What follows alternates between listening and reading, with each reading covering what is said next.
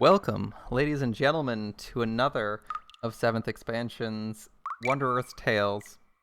Today we're going to be diving into Higanbana no Sakuyoroni, and to my knowledge, this one is a shorter one, but it might still be good.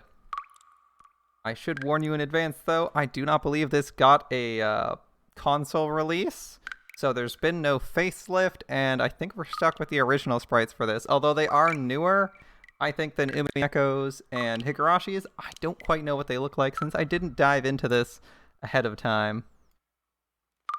Let's have a look and find out whether this is good or middling to ourselves. I'm currently hoping, like my biggest hope is that the shorter format means that the author condensed some of his dialogue and scenes down, making a more tight, a more tightly, well, I guess it's a Umineko was tightly woven, but a more tightly woven experience in general. I think that's what we wanted here. That's what we're here. That's what I'd like to see, is just compress your story into something that's manageable but not exceedingly long, and I think we can all enjoy it. That was my personal biggest gripe with Umineko, was that it felt like it was too long. If he can release a shorter story that's as fulfilling as his longer stuff, then I think he's nailed it. Maybe this is an attempt at that. I don't know if he feels like he succeeded or not. I just saw that it was out there and had someone requesting it, so you never know if you come in and ask what you might actually get. Attend. Scenario select. Well, we have a short list of scenarios to select from, so I'll just click the first one. Meso Meso-san.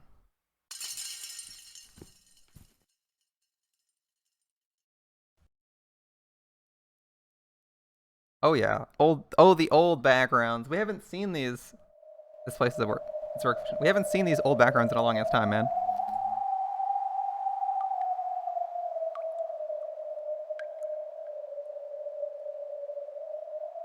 Oh, we're in an abandoned school for sure, or a school.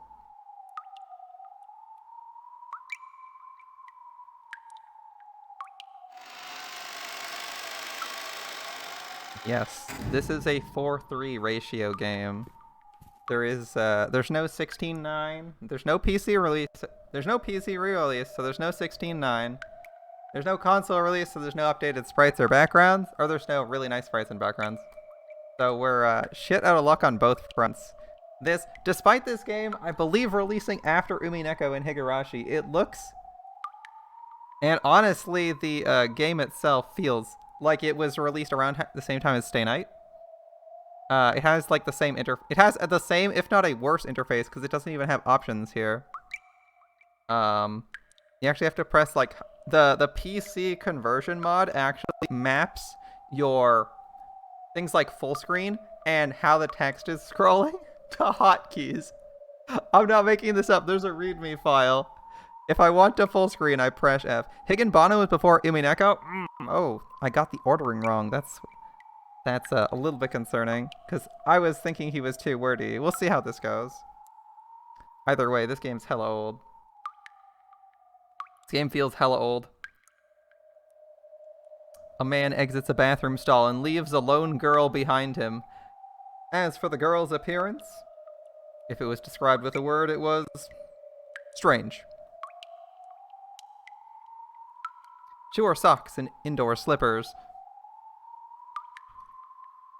I suppose if this is a school, then there's nothing strange about that. I mean, in Japan, yeah, okay, that works. I'm like, she wore socks and slippers, indoor slippers, and my first thought is like, that's really weird for a school. And then I'm like, oh right, Japan. They said there's nothing weird, right, Japan. You misread? Yeah, I thought I had that right. I believe Higanbana's after Umineko. On her back, she was wearing a red backpack. If we suppose this is a school, then there's nothing strange about that. Red backpack, socks, things like that, seems reasonable. She was wearing a bra and panties, okay. But why did we point those out first? See, most people in, what was that, a bathroom? A bathroom stall, wearing more than just that. There was nothing strange about the girl wearing underwear in itself. However, for there to be a girl in her underwear in a bathroom stall that was strange. For her to wear her backpack while in her underwear, that was strange. Yeah. She's wearing a backpack and only wearing underwear. This isn't starting well for her, is it? And for a girl and a man to be alone in a bathroom stall, that was strange. Okay, that one's pretty straightforward. We didn't need to make a connection there, yeah? You know, even if we imagined what kind of unseemly things could have happened here, they couldn't have been described as anything but strange. Look, she stained something on her clothes, and the nice teacher was just helping her wrap the clothes up and put them in her backpack, okay? He's going to get her I don't know, a jacket or something to help. I'm sure that's all that happened. We're coping pretty hard here. As the echoes of the man's footsteps began to fade away, the girl remembered she was helplessly forgotten, alone in the former school building. Oh, it's not even a school building. It's not even an actual school building. It's a former school building. Alright, that's a bit concerning. As she sank to the floor, she began to shed her tears while sobbing. Meso meso. I don't know what meso meso means, but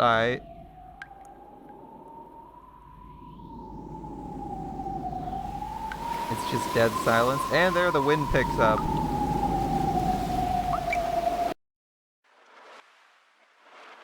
Seventh expansion. Here we go. New OP.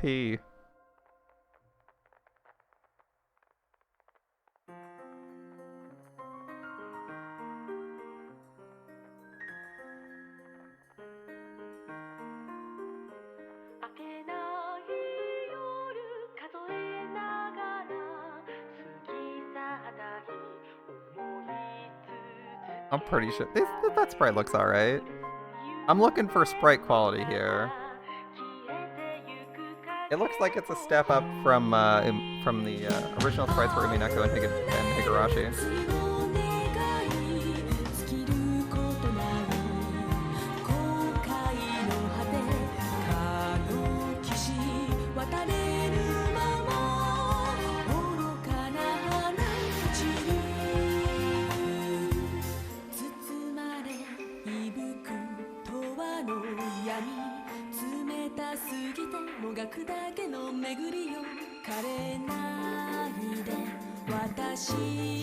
He's got some better artists. He's got some better artists going here. Either that or he's improved his art style. I see the inspiration from his original art style. Maybe he's just improved his own art. No rose gun days.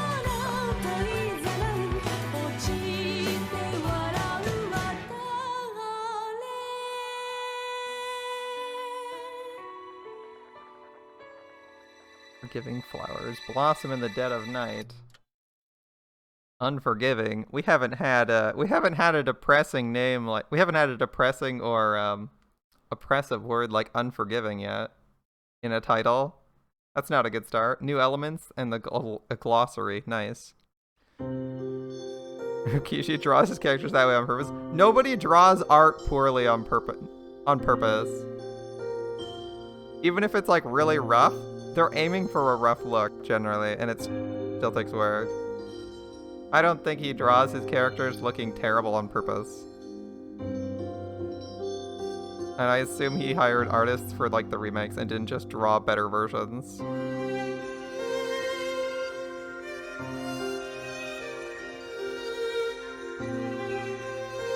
I assume it's either a budget reason, because it's, like, it's a sound novel. It's not like a super high-end game.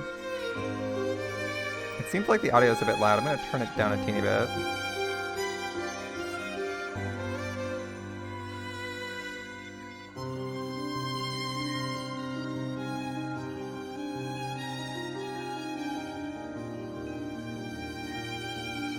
Alright, I'm liking this. This is hopefully a little bit better.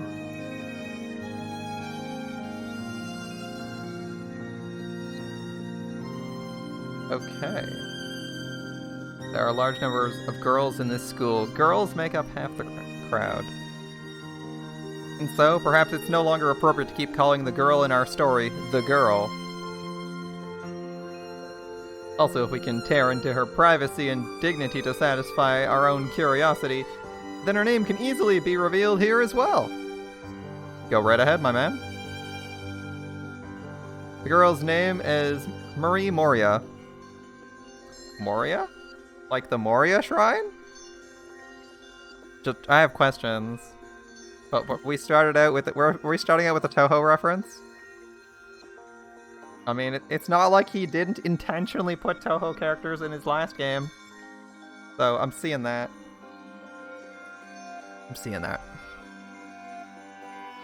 A something-year student in the 8th class, she was a kind-hearted girl who worked as a member of the animal raising committee. Okay. Her grades were average. She wasn't strong in any subject. PE was her weakest. And nobody likes PE. It could have been said she was even somewhat below average. Looking at her background, Marie has assumed many class managerial positions such as committee member and team leader. Unfortunately, it's not as if she had any ambition to attain them. Rather, others forced the positions onto her and she didn't have the strength to refuse them. So she's timid, I guess? That's what I'm reading into this. Timid, not athletic. What is she? We've gotten like timid or easily pushed around in class roles. Let's see what she's like personally. There were times when she thought of saying farewell to her weaker self, and yet if she'd been able to change herself by thought alone, no one would have to suffer. And so, without love for herself, Marie headed down the dark alley called Today. For how long had Marie been forced to do the things she didn't want to do? What kind of shameless deeds was she being forced to do? As for that, there's no need to explain it in detail. The girl did things she didn't want to do and continued being humiliated. That's the simplest way to describe her current circumstances. How had she strayed into this sad fate? One might muse about the excuses for why she was so meager and worthless. She had no choice but to be like that. There was no other way. No way to refuse it. It was always for the best. Nevertheless, those reasons didn't help her situation one bit. Wanting something in order to make up for one weakness is to invite another weakness. Payment to make up for that weakness again results in the search for another something to compensate. It seemed like an antlion pit, a spiral of malice without end. Already many of Marie's weaknesses had been gripped by a man. She couldn't put into words her refusal to do the many shameless things he asked of her. Couldn't put into words and couldn't effectively convince him not to? Not entirely your fault, based on your personality, but that's unfortunate. We don't assign blame for bad things happening to people, right? Or we don't assign blame to the people bad things happen to, especially when it's not directly in their control. For Marie, she didn't have any friends she could ask for help with this kind of problem. She had family, but there wasn't anyone she could trust if she spoke her mind. There were 3 children in the Moria family, but Marie's sisters were far more talented. Since Marie was always on the bottom rung, even by just being alive day by day, she had her sister's superiority and her own incapabilities thrust upon her. Eventually, Marie became servile, and soon she became alone at school and at home. In her distress, if she were to ask for help, she feared she would doubtlessly be compared to the greatness of her sisters and suffer for it. And so when she was dropped into this ant-lion pit... You know, I know it says ant and lion as separate words. I swear that's like one word. If it's like the... It's like the, ant-lions in Half-Life? Or is that 1 or 2 words? Yeah, ant-lions is 1 word from Half-Life. Is it 1 word in, like, real life? No, antlion is 1 word in real life. Antlions are a group of about 2,000 species of insect in the something family, who knows, blah blah blah. This is the Wikipedia article. Antlion is 1 word. Okay. I was gonna comment that the spacing was actually pretty good, but the antlion spacing felt weird to me. But here we are. Antlion is 1 word, and it's not just the Half-Life antlions, as I thought it was. Okay, I believe this is a fan patch. and there's no official. There may not be any official translations. So, if the dialogue's a little bit off, we gotta just understand that it's people doing their best, and they're doing this to help people understand a game they can't otherwise read. That said, I think their choice of their type setting for this and their font choice seems pretty good. I think there was like a bit of unusual spacing in Higurashi and Umineko that I kind of roasted a little bit, but I haven't had too many problems here so far.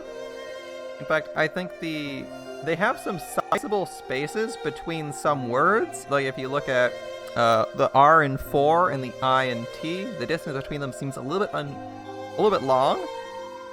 Maybe a little bit too long, but it's not too bad. It's not too bad, and I haven't seen any really obvious problems with their punctuation. And by problems, I don't mean like their grammar sucks. I mean like actual issues where you're like, why is there no period here? Why is there spacing between this period and this letter? Like stuff like that. So good start so far. Marie couldn't think of anyone in her family to ask for help. To her, what she thought was for the best was constantly backfiring and backfiring. That's rough. I think we've all been there, Marie. To her, a girl who couldn't even refuse joining the animal raising committee when pressed, how could she escape this malicious trap? And so in other words, this is basically, well, even though it's a very, very pitiful for her, a natural consequence.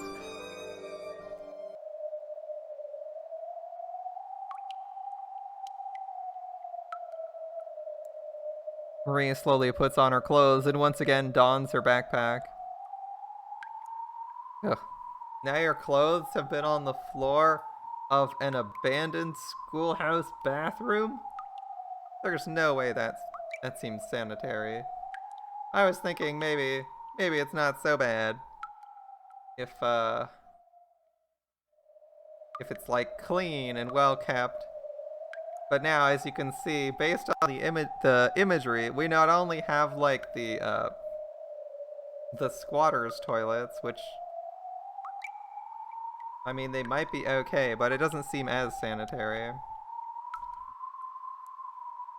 Yeah, I can just imagine, like, you have a sleeve or whatever. You have, like, a sleeve of one of your shirts or something, like, dangling over the edge of the toilet's rim. Oh, man, that doesn't sound like something I'd ever want to put on. I'd be like, man, I'm tempted to just not wear a shirt if we got one sleeve in that shitter. Man, I might not just wear that shirt. I'll just be like, fuck it, I'll just walk home without a shirt. Oh, man. And with its weight, she was reminded of the many disgraceful things she was forced to do mere moments ago. And so, for Marie, from the moment she adorned the backpack, she felt as though she was being controlled by that man. Why did it have to turn out like this? In this oxygen-deprived air, I idly thought to myself that even if there was a goldfish that could swim in midair, it would have no choice but to stick its head in the water to breathe. Rough spot. So she's in an abandoned schoolhouse. It was my fault from the very beginning. I'm curious why she thinks it's her fault. I feel like, in theory, there should be options here, but let's at least hear what the victim's opinion of it being their fault is. They clearly got some pretty big issues with refusal, and seems like they have some self-esteem issues. I went and did something I wasn't supposed to, and Sensei found out and blamed me for it. Oh, there we go, my first complaint with spacing. I don't think the apostrophe between the N and the T and wasn't is set too well. Although this... You know what? This might be an evenly spaced font, actually. Yeah, the M and the E seem really close together, like uncomfortably close. I'm gonna say this might actually be a font that has static spacing between letters. I wonder if that's the case. H and the I have a lot of spacing too.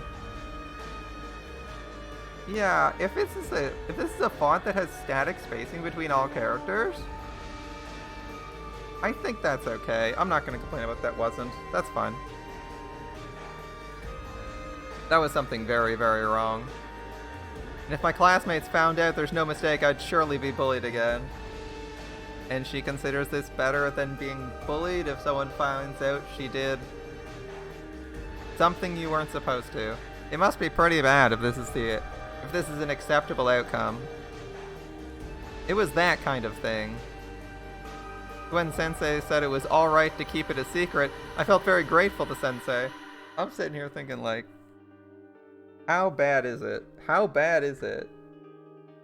I'm thinking this is something that isn't that bad, but they personally think is bad. As that's probably how it goes. Unless you, like, actually murdered someone. Even then, maybe even then, it might still be worth other people finding out. Because she's presumably a minor? Since that's what the previous novels were all about. Or at least they were not about adults, and this is the way this is presented. It seems like they're a minor, or at least a school attendant of school, a school attendee. So, high school, maybe college if you're fortunate. No matter what kind of strange things he might have wanted in return. I've been bullied for a very long time. I mean, people bully you over fucking nothing, so. If you're like, well, I'm being bullied already, like, how much worse is it get? Can it really get any worse? Maybe. I guess maybe you just don't want to find out. From my perspective, I'm like, couldn't really get any worse? But we'll see. For now, I'm happy I'm no longer being picked on. But that's only because my class found someone else more worthy of bullying than me. Ah, okay. So the bully has moved on, and she doesn't want to re-invite them back. I see. Understandable. And so I thought any kind of compensation would have been easier than returning to being the scapegoat once again. Because the role of the scapegoat was a painful one. And so, from the beginning, I was willing to endure whatever he wanted. If I were to compare it to the sorrow and fear of being bullied in class, listening to Sensei's words weren't hard at all. Aside from calling for me after school, it's not like Sensei ever teases me. Instead, he goes so far as to punish the classmates who do tease me.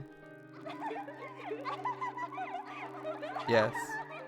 Even though Sensei forced me to disgrace myself, he was protecting me. And so, in return for protecting me, I've begun to think it's my duty to give Sensei whatever he wants, and I endure it. I see. Sensei is running a protection racket. That's unfortunate for her. Feeling guilty about what Sensei wants is my problem, while Sensei himself is always very satisfied with them and even compliments me. So I've come to endure it, thinking what I'm doing is good, but I don't know how to stop his desires. The deeds I should have offered up in gratitude for Sensei for protecting me are now becoming an obligation I must perform for him. The occasional after-school relationship gradually began to corrode into other times as well. He'll do things like order me to feign illness so he can take me away during class, or order me to come to school on days off. Until now, school life had been secondary. Now when Sensei wants me on weekdays and weekends, I must do his bidding, and it's exhausting me. Why am I so dedicated to doing these things? You could even say he's the one bullying you.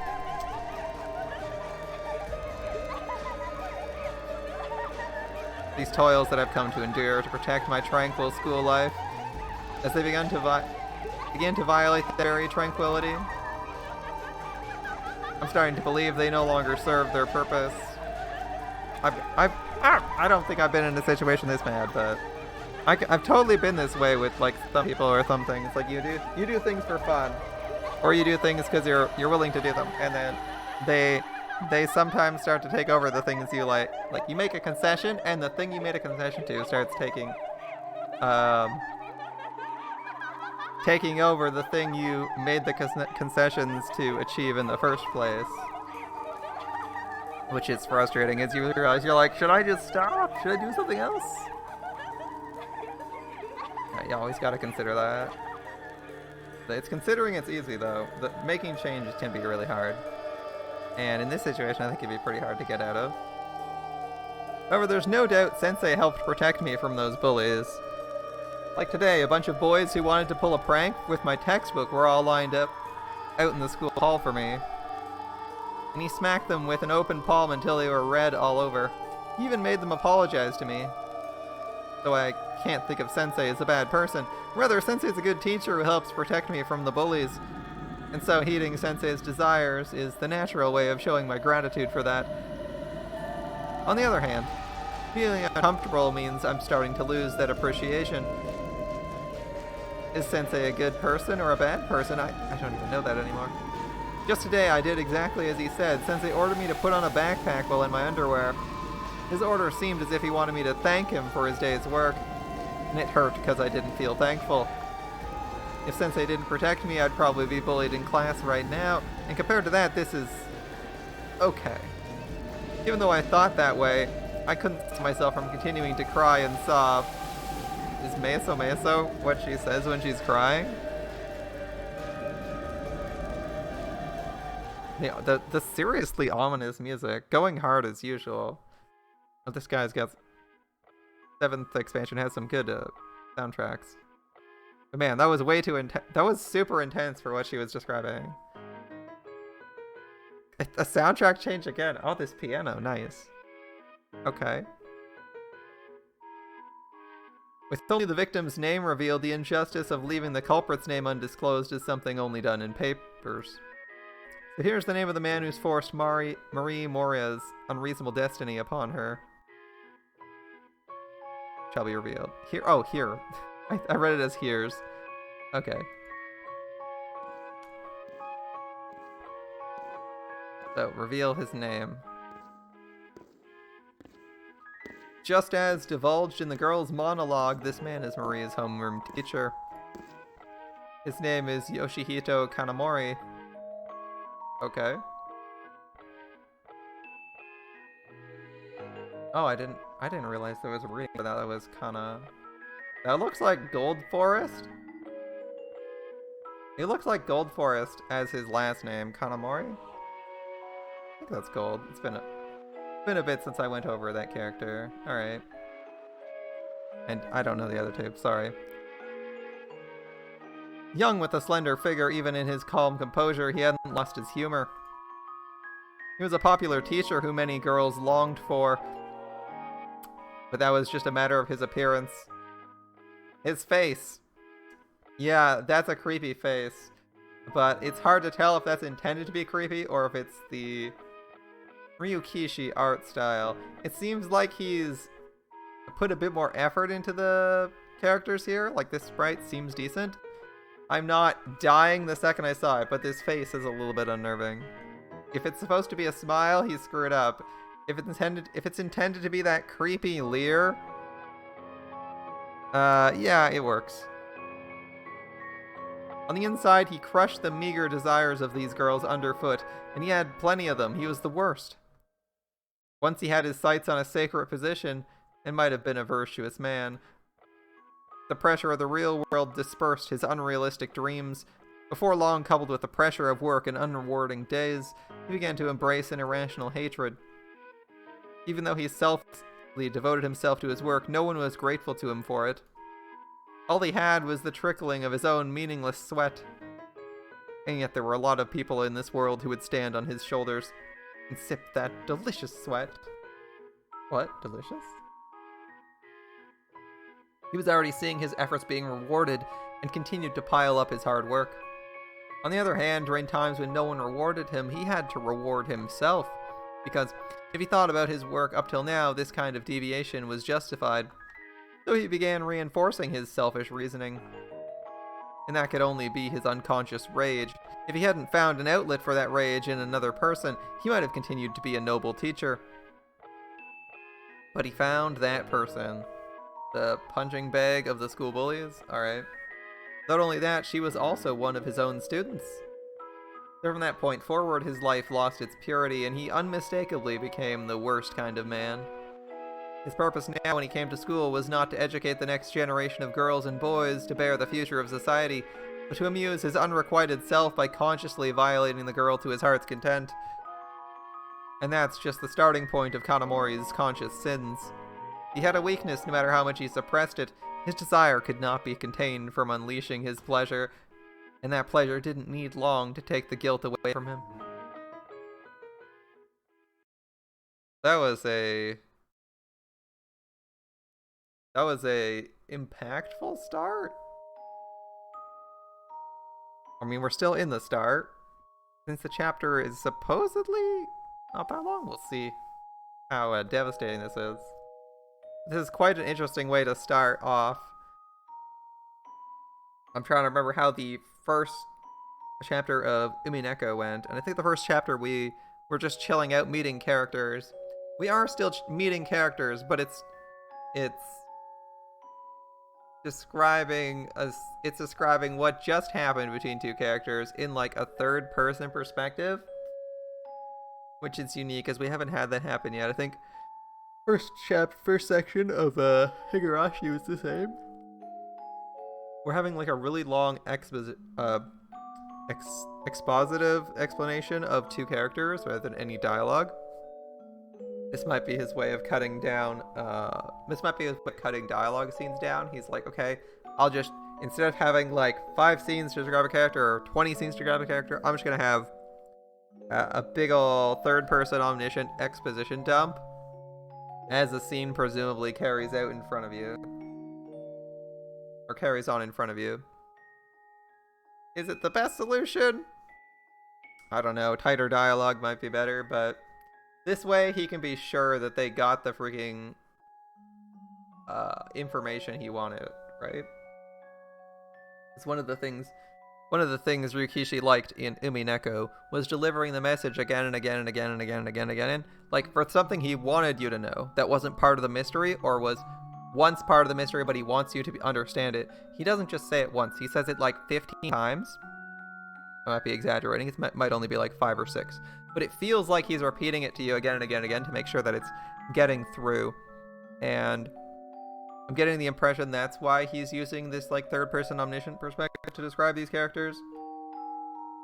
Because he wants to be certain that you're getting it, but he doesn't want to repeat it 4 times because he doesn't have as long a script, maybe? Right. The listless morning staff meeting knew no end and went on and on.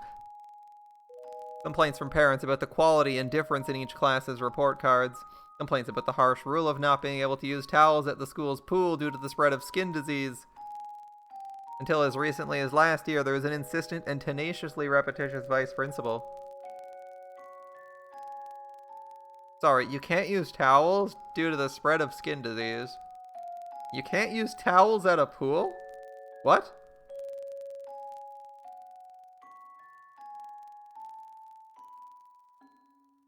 Till as recently as last year, there was an insistent and tenaciously repetitious vice principal. They put on airs and obsessively went around, making declarations as if they owned the school. During those times, my heart wanted the school day to quickly end so I could call Marie to her usual former school building bathroom. I could? Oh, suddenly first-person perspective. I assume this is the creepy teacher? And yes, death is on the table again, my friends. We're diving back into some 7th expansion stuff. You knew what that means. Friendly slice of life tags? Maybe. More likely, we're going with the classic vaguely horror and mysterious tags. Alright, so you can't call Marie to the usual former school building bathroom. To greatly satisfy your twisted fantasies. Okay. First person perspective considers their own fantasies twisted. Because she could become whatever kind of outlet I desired. The pool opening began and the school-appointed dark blue swimsuits became dazzling miracles. I think I'm just about tired of the underwear and backpack combination. Perhaps this time I'll make her wear that backpack with a school swimsuit. No doubt it'll be a laughably stupid look for her like no one has ever seen. If I made her prepare for it, even that kind of ridiculous outfit could become a reality the next day. And the girl who could never refuse anyone would indulge in my fantasies of seeing someone wearing a swimsuit and backpack.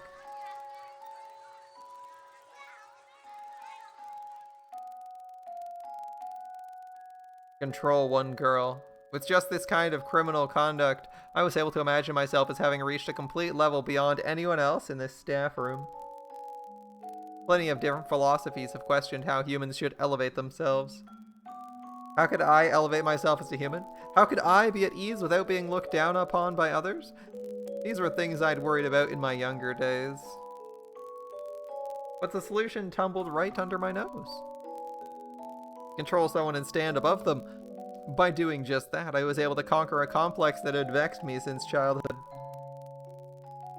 Not only that, I didn't feel like I was being looked down upon. On the contrary, when no students were around, I was immersed in the superiority I felt over my chit-chattering coworkers. But at the same time, as for those fears that should have completely disappeared, I was aware that some stayed in my mind. For today, tomorrow, and even the day after that, I'll probably continue to do as I please with that girl to my heart's content. And yet, for it to continue into the next year and the year after that, and even 10 years from now, well, it's impossible. Marie Moria, not unlike other students, would soon change schools, graduate.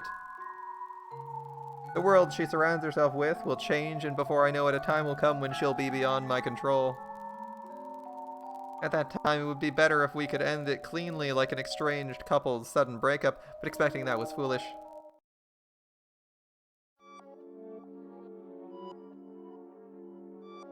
What I've come to force Marie to do is a completely excuseless crime. The girl who wants to be released from me always swears she'll never tell anyone. But that's only while she's under my control and has nowhere to run. If her circumstances change, there's no doubt she'll immediately change that and report me to the police.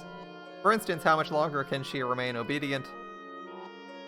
People don't submit to the very depths of their souls. Until that day comes when they are released, they can only look to lessen their oppression. Someday, Marie Moria will surely betray me. With that in mind, how could I keep this going even for just one more heart-melting day? When faced with the end of those days, how could they end peacefully?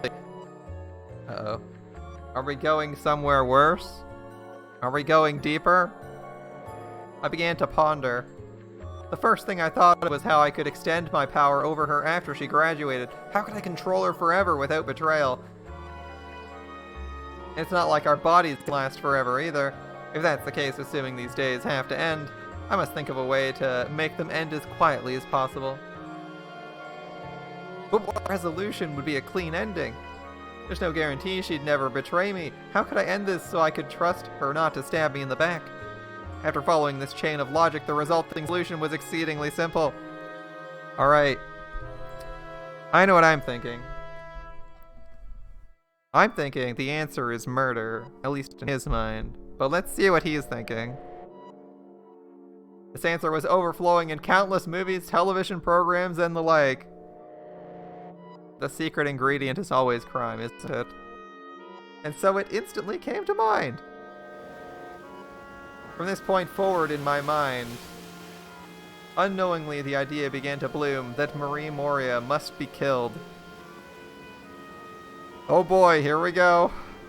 At least for now, Marie is obedient.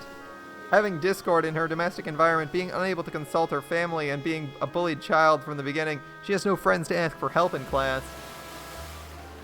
Therefore, it's while she's obedient I should put her away. I came to realize I had in the palm of my hand a moist and detestable sweat. Yes, this was the price. The price for the unforgivable sin of violating one girl is the outlet of my desires, but the way to pay that price was through another sin, and my pile of sins reaches the height of inhumanity. He's going deeper. We saw it coming. But there's plenty of guys worse than I am. Until today, no, even after today, I'll continue to devote myself. I'll uphold my noble teaching profession better than anyone else. I'll energetically handle teaching homeroom, and as for club advertisement or advisement and trouble with parents and the like, if someone complains, I'll handle everything and continue on without reward. After all, if I think of all that I've achieved so far, putting aside a crime to this degree, I can still can't be considered a bad guy. I'm not a bad guy, I just made a little mistake. You know, I just made a momentary mistake. You know, one One small crime shouldn't ruin someone's life, right? It's just a murder. It's just some SA and murder, you know, no big deal. In this world, the guys who have done well can do as they want, yeah. And guys who can't end up always getting used until they drop dead. That's just it. Am I not just teaching the girl who aptly fits my reasoning, Marie Moria, that special lesson? And the guys who don't notice can only spend their lives being controlled by someone. It's natural for them to continue being exploited. Anyway, Marie is still obedient. I'm always calling her to the old building restrooms unnoticed. Perhaps I could change where we meet. I wonder if there might be a way to ask her to go somewhere unnoticed where there'd be no evidence. And absolutely without exposing myself, finally kill her? I'll think it over. I have to come up with a foolproof plan, although it's not as though I have to brush my plan out by today or tomorrow, because, at least for today and the days after, Marie should have no way to escape from my control. What kind of pleasure shall I indulge in today? Again, I allowed my mind to fill with perverted fantasies, and until the long speech by the vice principal ended at first bell, for a long time those fantasies continued.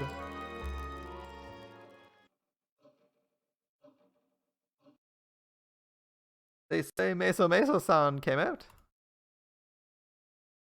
They said they heard it crying, Meso-Meso. This is the land of the school's children. And as it can only be entered by children, often strange superstitions spread among them. When walking through the halls, I suddenly heard that. Recently, I've heard the name around as if it were a new school ghost. School yokai is just that. For example, if the science room skeleton starts dancing in the middle of the night, or if someone sees the moving eyes of the music room's Beethoven statue.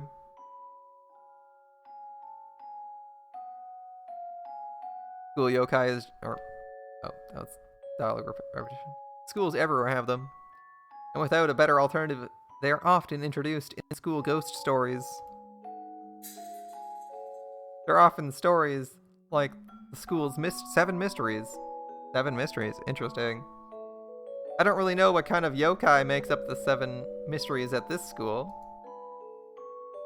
We have... No, okay.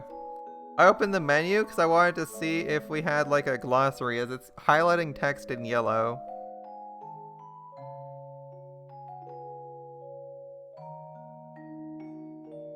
But it doesn't look like it has that. But at any rate, it seems like I've just heard about them. Because there's like yellow text blobs, and I was like, is there a glossary for that? I mean, I have an idea what a yokai is, but I'm curious if the game has its own definition that it wants me to remember.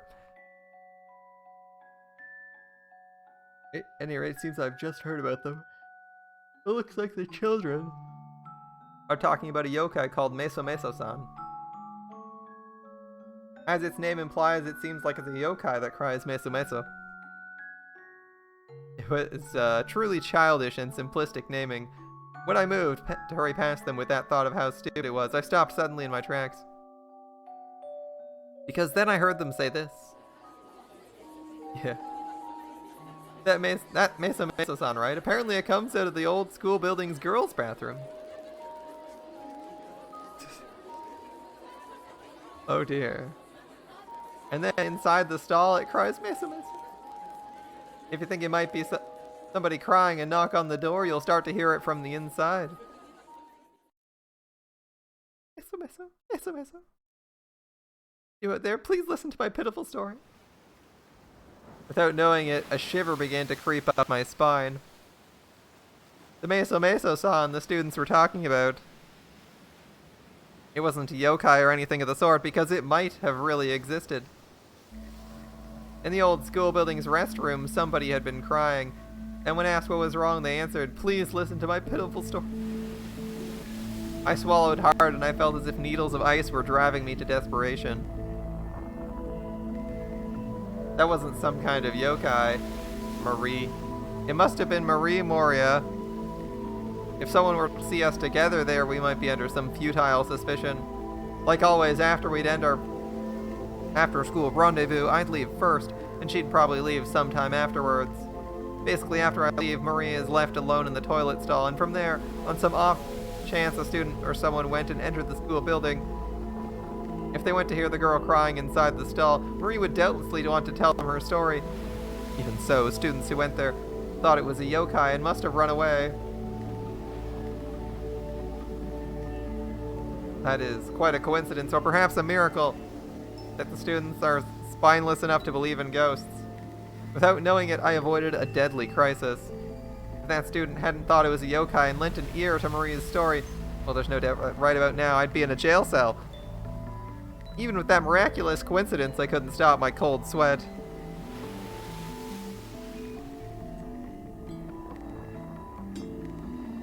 Right.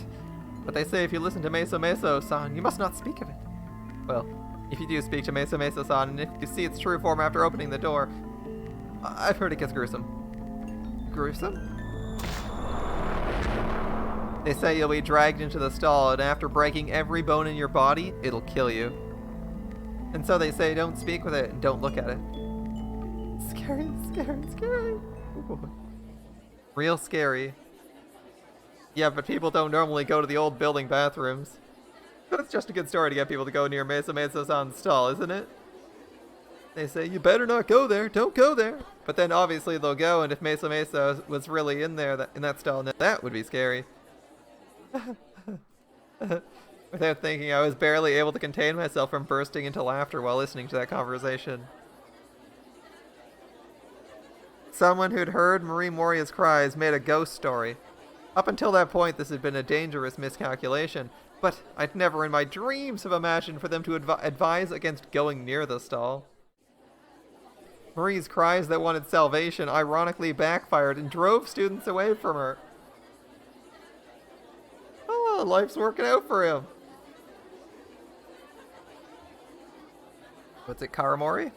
The girls are superstitious, and naturally they wouldn't imitate this sort of transgression. On the other hand, the boys will really like this idea.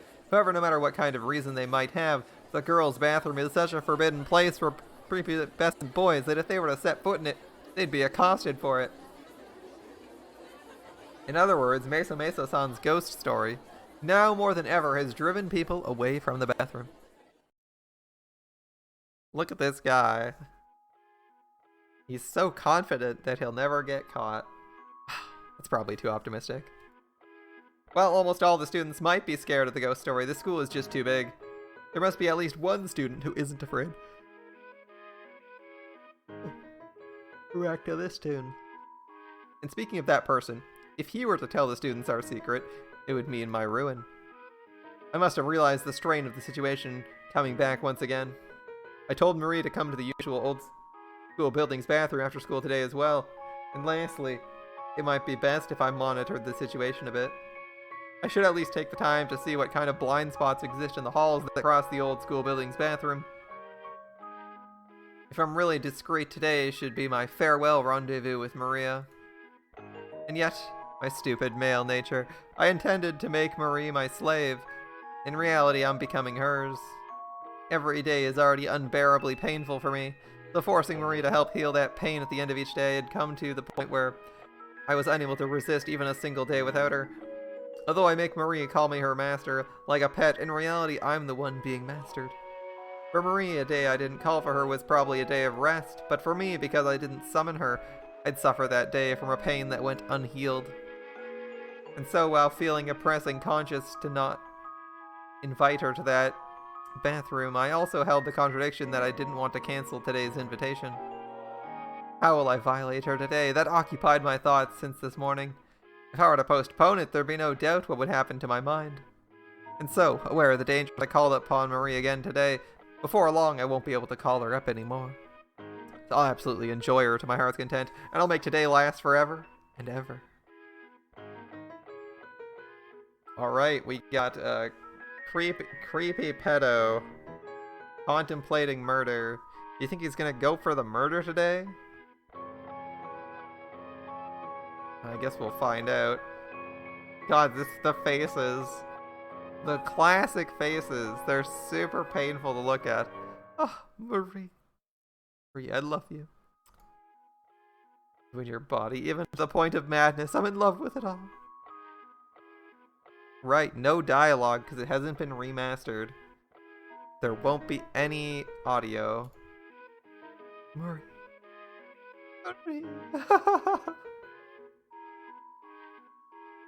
Alright.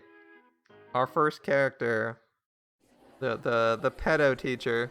Of course, Meso-Meso-san's story even reached Marie's ears. Meso-Meso-san's story had become the hot topic for the rumor-loving girls of Marie's Class 8. How creepy. I don't go to the old school bathroom toilet, but now I really don't want to use it. But it's scary. Even if it wasn't in the old school building, even if I were to knock on a closed stall door, and from the inside heard Meso-Meso, I'd freak out. What would you do? Let's say you knocked. And it said something like, Meso-Meso, you there, listen to my pitiful story? No. Run away. Just by replying like that, it'd probably kill you by crushing every bone in your body, right? No. While listening to this, Marie was feeling sad. Why doesn't anyone listen to the sorrows of the person inside? Marie also realized that it was probably about her. She didn't remember it well, but earlier she was forced to do something horrible that she had never done before. It was hard for her, painful, and after she'd been released, she couldn't hold back the tears. At that time, someone came to the bathroom. She wanted them to help save her from their terrible sadness, and she had a feeling that she said something like that. And so, like it said in that ghost story, that someone on the other side of the door ran away. And that incident suddenly became a ghost story, and she was also suddenly made out to be a yokai called Meso-Meso-san. Even if she wanted to be saved by someone, if they asked her to hear her story, they'd be killed by having all the bones in their bodies crushed. Thanks, asshole. Though no one would dare ask. It was sad. Having her sole act of courage turned into the work of a yokai by someone's story left her feeling downhearted. But she thought being a yokai might not have been bad. Because she didn't know when those nightmarish days would end, Marie's heart had already become like ash.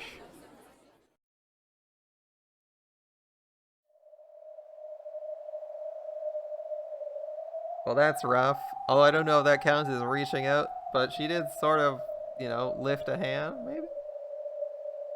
Recently, while waiting for the apartment elevator, she looked down below her. Despite being on the 8th floor, she had a pleasant feeling that the vast asphalt must have been very soft.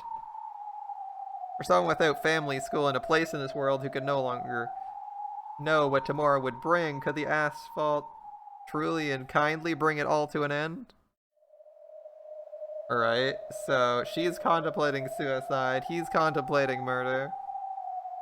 We're off to a happy start, shall we say. It's happy, though not for anybody. Maybe it's happy for the people who want them dead. But we're going right into the darkness. Right into darkness. We're not passing go, we're not stopping, we're not collecting that $200. Just right into that darkness. And so she thought. But death is just a simple escape. Naturally, admitting defeat couldn't settle it. If I do, then at least I want revenge against the teacher who toys with me. Oh, is she going for revenge? Are they going to try to kill each other? And yet in my weakness, what can I do to hurt him? I know all of what Sensei forces me to do is wrong, and if I have the resolve to destroy myself, I can expose everything, and I'll surely take Sensei down with me. Sensei recorded home videos of the many acts he forced me to do for him, and he said if she betrayed him, he'd distribute them. If I have the resolve to ruin myself, I can take Sensei along with me. You let someone blackmail you and then also get dirt on you? Oh man, you really botched this, Marie. You can take Sensei along with you. But after ruining myself, probably even just by being alive, my many painful days of shame would wait me. Between that kind of horror and my desire for revenge, I've thought plenty about both results. If I can't escape no matter how I try, all that's left is suicide. But if there's another way, well, I don't want to die. Can't I have my revenge without dying? There's no way such a convenient method could exist. But there is! As the secret ingredient is always crime. If I want to live without any sort of revenge, then today after school at the appointed time I have no choice but to go wait for Sensei in that bathroom. And then I had a thought. I really should become the yokai Meso-Meso-san then. Meso-Meso-san is a terrifying yokai. It's said that it drags its victims and kills them by crushing all their bones with its horrific power. If I could attain that power, then surely I could even have my revenge on that man. That man always treats me like chewing gum. He chews until the flavor is gone. And finally he spits me out and throws me away. Puts on his clothes, tells me to go home, and leaves. But if I had Meso-Meso-san's power, well then I could also chew, and after I ground his bones to dust, I'd spit him out. And so I wanted to become a yokai and cease being human. And to stop being human isn't that much different than killing myself. But it wasn't that I simply wanted to stop being human. There was a big difference because I wanted to be reborn into something else to take my revenge. Alright, that's an interesting question.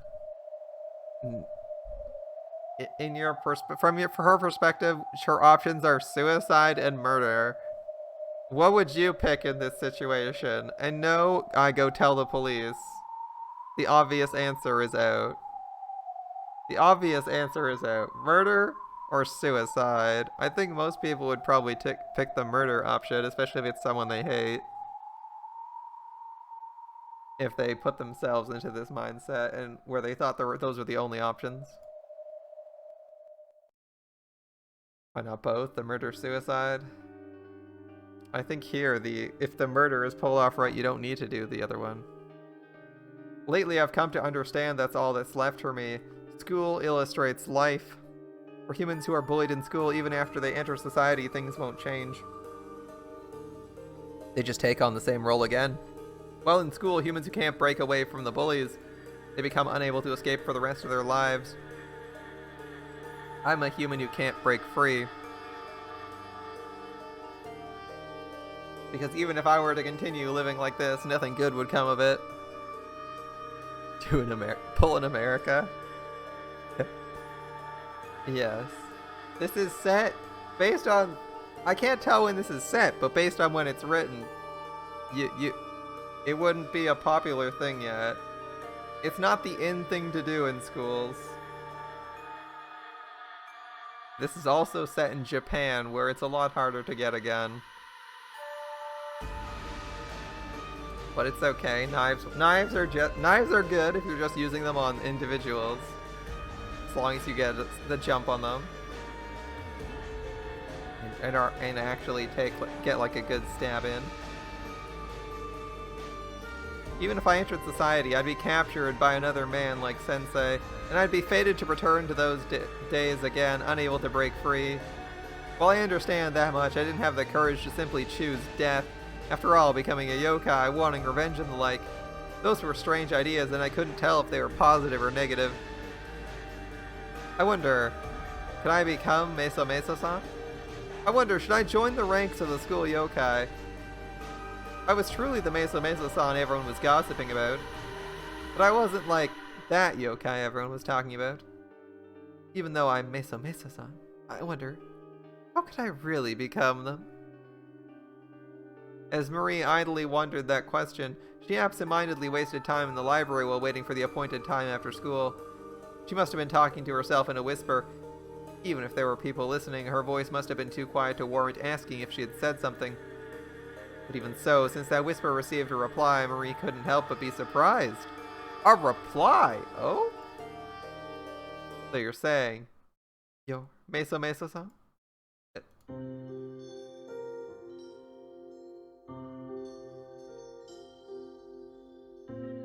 And suddenly there's a girl in front of Marie.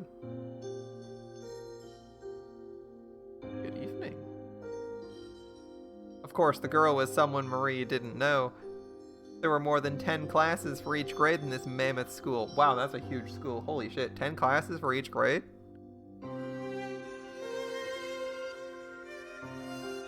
It's good to know that I am loved, and as are you all. Exchanges and transfers of students were common. Even if they were in the same grade, there were many children she didn't know. This girl looked very refined, that is to say extravagant, and right-click does not hide this. I don't know if I can hide the image to give a good look at the sprite. Let's see. I got text speed, scrolling, full screen windowed, instant display of page of text, super fast forward, in-game menu, mute, and auto. No, I don't think there is a display image only. As if she were at a piano recital, the girl had a pristine and elegant figure. She looked like a doll that was wearing a beautiful dress that turned her into a human being.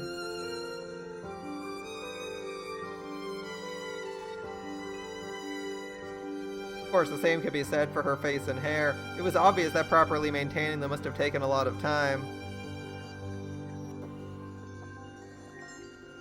But even the look in her eyes was like a doll's. Yeah, how many grades are in this school? That's a good point. We don't know how many grades there are. Some Japanese schools only have 2 grades in them. Because they have like a dedicated middle school, right? So do Americans. That only have 2 grades. They have like 2 grades or something like that, so it might be a small school. Actually, I think it's like, what, 3-4 grades? I don't remember. I don't remember how school counting goes. I know you have, like... I know you start out as a Shogakuse, which is like elementary school student. I think that goes to 6? It's like 3, right? Yeah. Cliche says 3.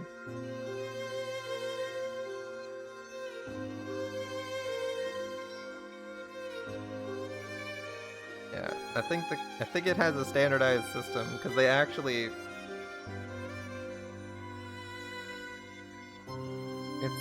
they have what? Yeah, they have different names for what kind of student you are, right? And what kind of school it is. So I would assume it's the 3 because they have a intermediary school between high school and elementary school.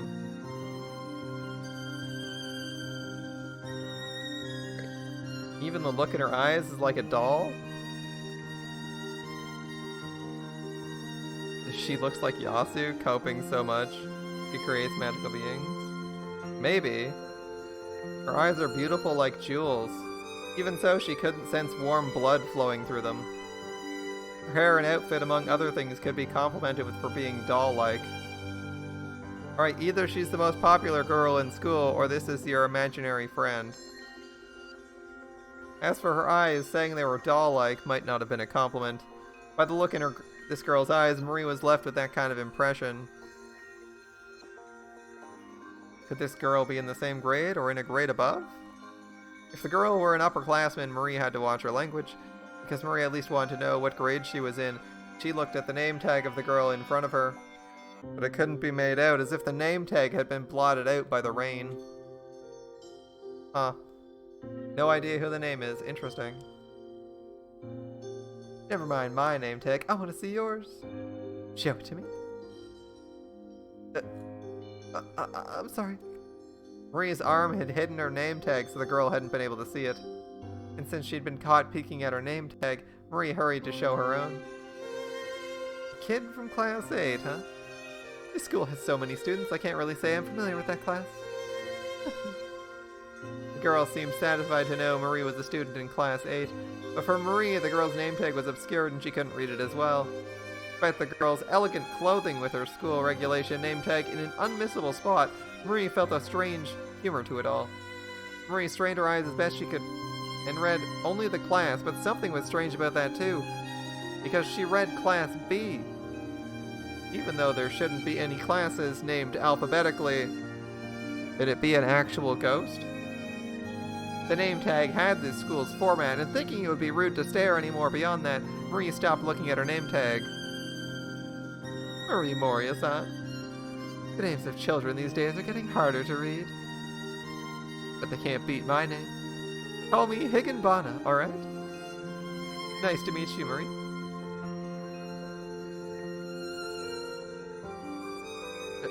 Yes. Very nice to meet you. A girl named Higanbana. But could it be her first or last name? Marie couldn't decide. As far as talking to her one-on-one, there was no need to call her by her first name. Marie also thought there was probably no need to pointlessly remember that name. Higanbana are red spider lilies? Yes. And then the girl named Higanbana giggled. The Bana there, by the way, is flower. That's the character for flower. A flower of parting ways. Starts sweating nervously. Not good. It's okay. She'll be fine. Everyone gets a happily ever after, right? The name is surely a coincidence. It might have been because she saw through Marie's doubts about her name. Thinking there was no way she could have sensed something like that, Marie shivered ever so slightly. Well, about what you just said. Are you Mesa-san? Or not? Well, that's... Marie didn't really know what would be the correct reply. After all, because she was the cause of the ghost story, with that in mind, there was no doubt she was Mesa-san. But Marie wasn't like the yokai the students were spreading rumors about, and so Marie, not knowing how best to respond, must have been perplexed for a time. Higanbana giggled, watching Marie's bewilderment. It was as if she understood, even without Marie saying a word. There are a lot of children gathered here at a school this big. Did you know? Yokai gather the hearts of people. So if there's a school with this many students crawling about, then more yokai would gather here than at a normal school. You know, don't you? The school's 7 mysteries. 7 yokai that reside in this school. Having 7 seats would have been plenty for a normal school. But for a school this big, don't you think there'd be room for more than 7? There's been talk about increasing the number of seats for yokai in this school. Alright, makes sense. Is this the students or the yokai voting on how many wonderful yokai spirits there are? Fittingly, there's been talk about a yokai called Mesa-san. I've been searching, thinking what kind of child could it be? But I'm surprised, now that I've finally found it, to think it was a human. Now that I found it to think it was a human, starts sweating nervously at this turn of phrase. A yokai otome. Yes, that's what we're reading. A top tier yokai otome. A girl's gonna get isekai'd to a world of spirits and demons. All strangely handsome and friendly. But I'm not a yokai, that's a... Oh, but you're Mesa-san, right? I don't think it matters that you're human. Among the 7 mysteries, it seems there are also former humans as well. I'm different, however. As if she were a beautiful doll surrounded by elegant furniture, Higanbana laughed with a giggle, and yet, at the same time, with the eeriness of a doll that shouldn't move, she giggled. Marie certainly wasn't in a dream world, but she knew.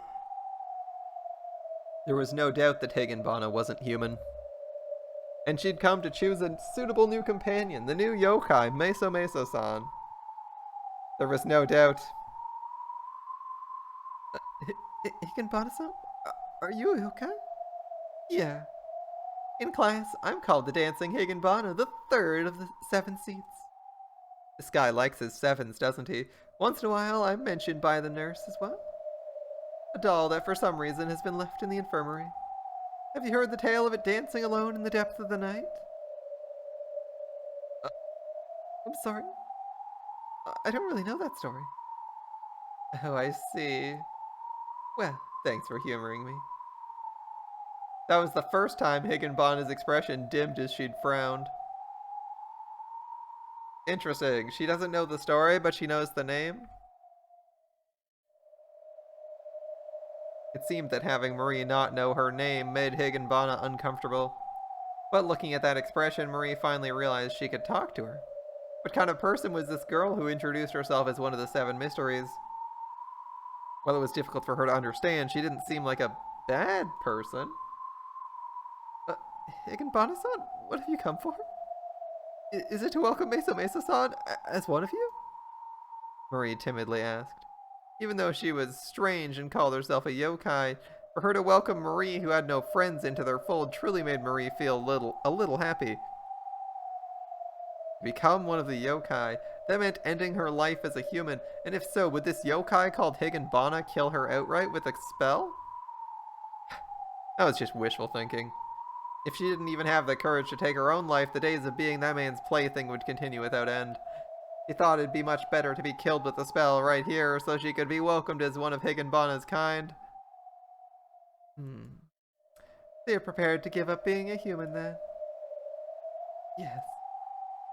Higanbana grinned as she evaluated Marie by looking her over from the top of her head to the tips of her toes. Around this time, Marie had no doubt. Higanbana had the power to wordlessly read her mind, and after thinking at Higanbana as if to reply, "Of course," grinned again. Well, there's no problem with the will to do it. How suitable. I'll recommend it at our class meeting that you join us as the 8th rank as Mesa-san. I think it'll probably be easily decided. After all, everyone's pleased with Mesa-san. Higanbana laughed as if she were in a good mood. But in a blink, even though Marie could still hear her laughter, Higanbana's figure disappeared. With another blink, this time her voice disappeared. And with a final blink, her presence dissipated away. And so it happened before she could react. Marie frantically searched for Higanbana, but she didn't find her again. Since she disappeared, she understood that Higanbana wasn't human. She felt happiness knowing she'd been invited to be a part of that kind of existence. Whether or not you believe in ghosts, having the ghosts tell you that they'll decide whether or not they're going to let you join their ranks at the next meeting is a big red flag, right? Because either that means the ghost is going to kill you or someone else is going to kill you by that time. Yeah, that's what I'm thinking. It's like that's like a big ass death flag. Like, oh yeah, we might have you join us tomorrow. You're like, tomorrow? I'm dying in the next 24 hours? Are you serious? Or next, like, 48 or whatever, let's say. Because you never assume you get killed at the stroke of midnight, you know? I mean, people have done that in stories, and it's the dumbest shit. It's like, oh no, I'm gonna die. If only...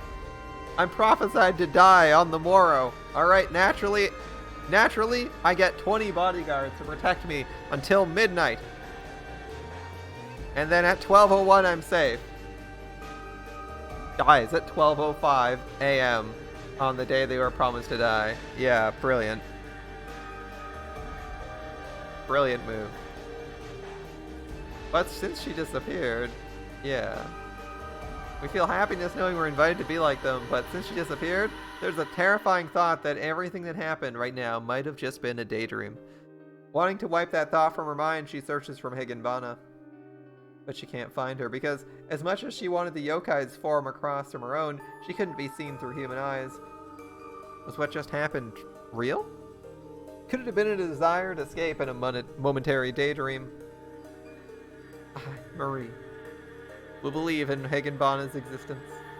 There was no way this vivid experience just now was an illusion. I'll accept this invitation from the school yokai.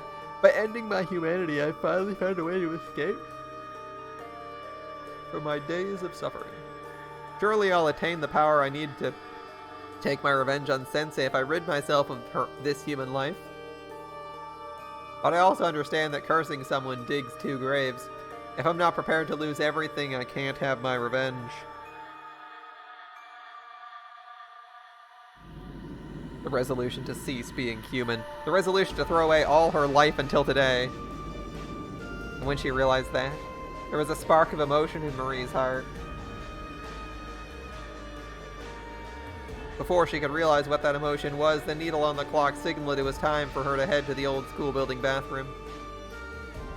And once again, she was expressionless. Returning to an expression paler than Higanbana's doll-like figure, she trudged toward the old school building. She wondered what kind of emotion it was that set her heart on fire. The emotion's name, resolution, or perhaps determination. She told Higanbana she was prepared to cease being human. So, is it murder time? Is it murder time? Who's gonna be doing the killing?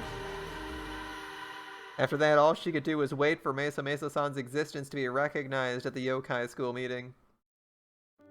Hey, if you want to be recognized at the Yokai school meeting, start building up that reputation. Come on. A casual murder would get us somewhere. If I were recognized by them, I might be welcome to live as a yokai in the school. I'll likely lose my life, and I'll probably have to go through a rite of passage to end my life as a human. In other words, I'll soon end my human life. Again, I'm saying that rite of passage isn't one you're gonna do yourself. You're gonna get murdered. If that's gonna happen, someone's gonna kill you. If that's so, since I have nothing left to lose, wouldn't it be alright if I could just try one act of bravery while I've still got my human body? Marie headed for the old school building's bathroom with her head down, but in those clenched fists of hers, she held just a tiny bit of strength. Come on, come on. Hold the hands of Samuel Colt. He's got a solid grip.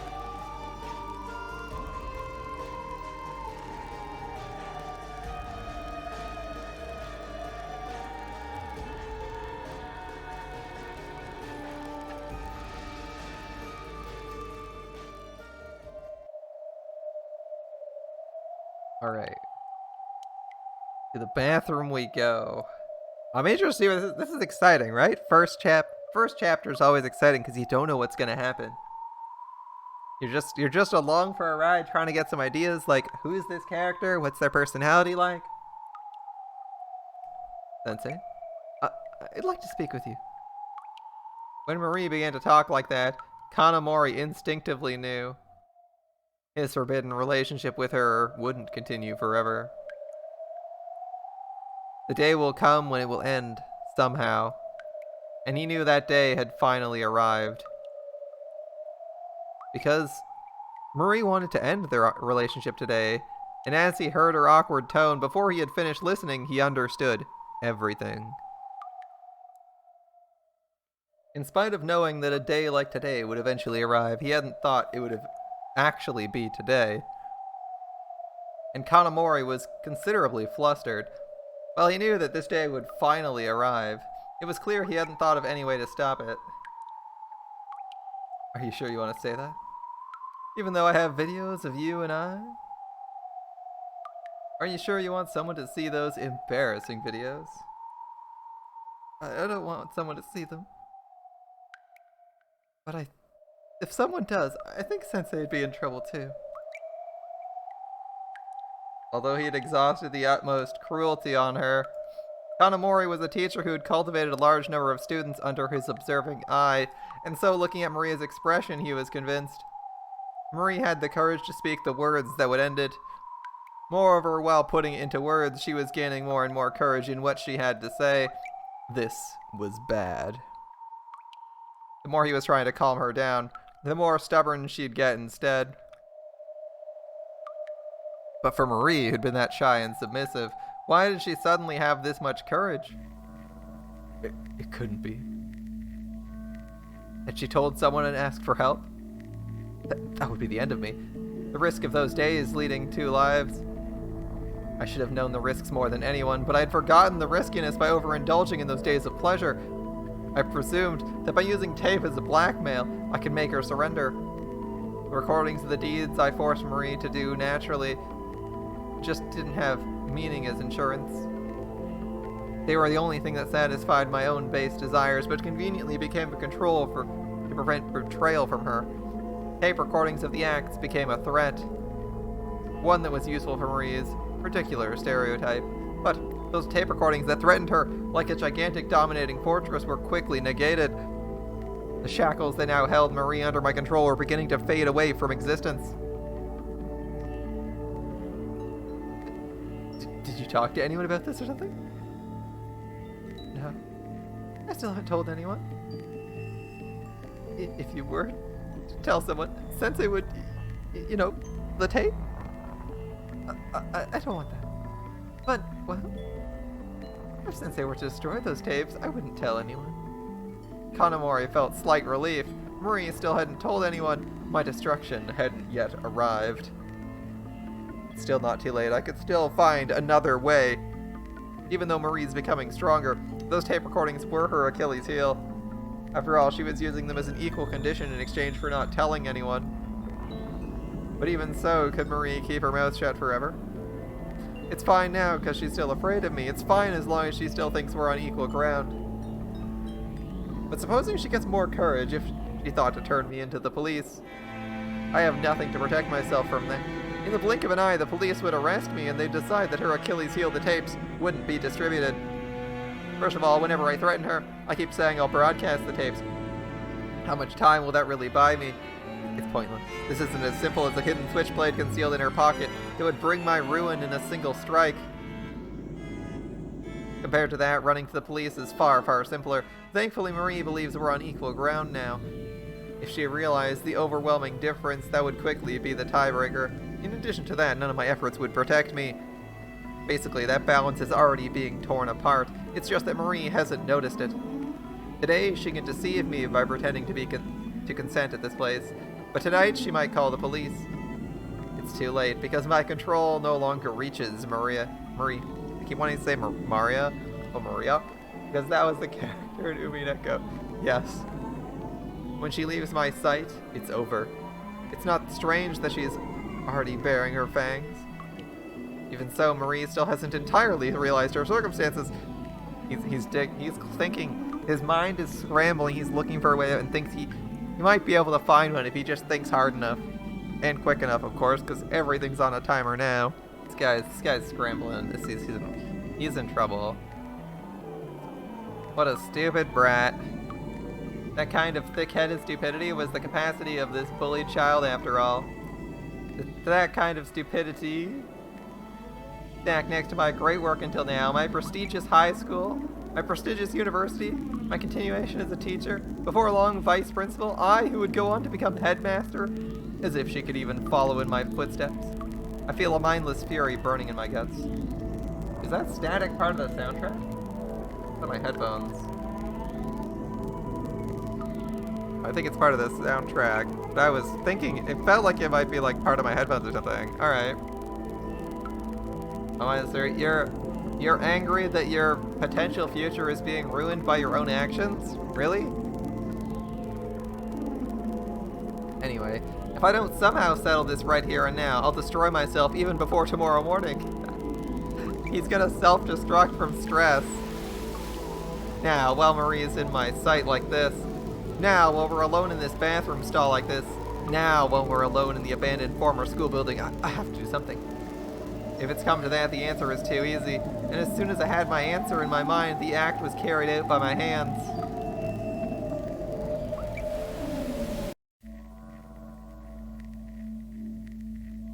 The rest a strange sight. Yes, we are playing some Higanbana. My vision blurred and I felt as if I was seeing the world beyond the raging water's surface. It wasn't just my vision, it was my hearing too, even my sense of touch, as if under raging water everything became sluggish and muffled. From the river's edge, my hands dug in, crushing Marie's throat. And that was probably a memory from my childhood. A memory associated with chasing a carp by the brook with my bare hands. Just what were the dreams I had back then? I saw myself as what? Prime Minister? I wanted to be an airline pilot? How come those dreams turned out like this? Like this, even though when I ran around chasing carp and crayfish by the brook, they were the best days of my life. While Marie had convulsions, she intensely stared into space even though nothing was in the air. All she could do was foam and drool from her mouth as she began to hang. That's right, stopping Marie's breathing, playing with and killing those carp and crayfish and the like, they all had this same kind of feeling. This guy's hobby was catching fish with his bare hands and killing them for his own amusement. Interesting. Basically, living creatures, humans, carp, and crayfish, in the end, there's not much difference. No matter how much I strangled, it didn't happen. In order to crush her core of cores, I gave it every last ounce of strength in my body. And so it happened. The resistance of the convulsing Marie, as if all of her anguish had melted away, slowly began to slacken. And in the end, she, exhausted, as if unable to support the weight of her own body.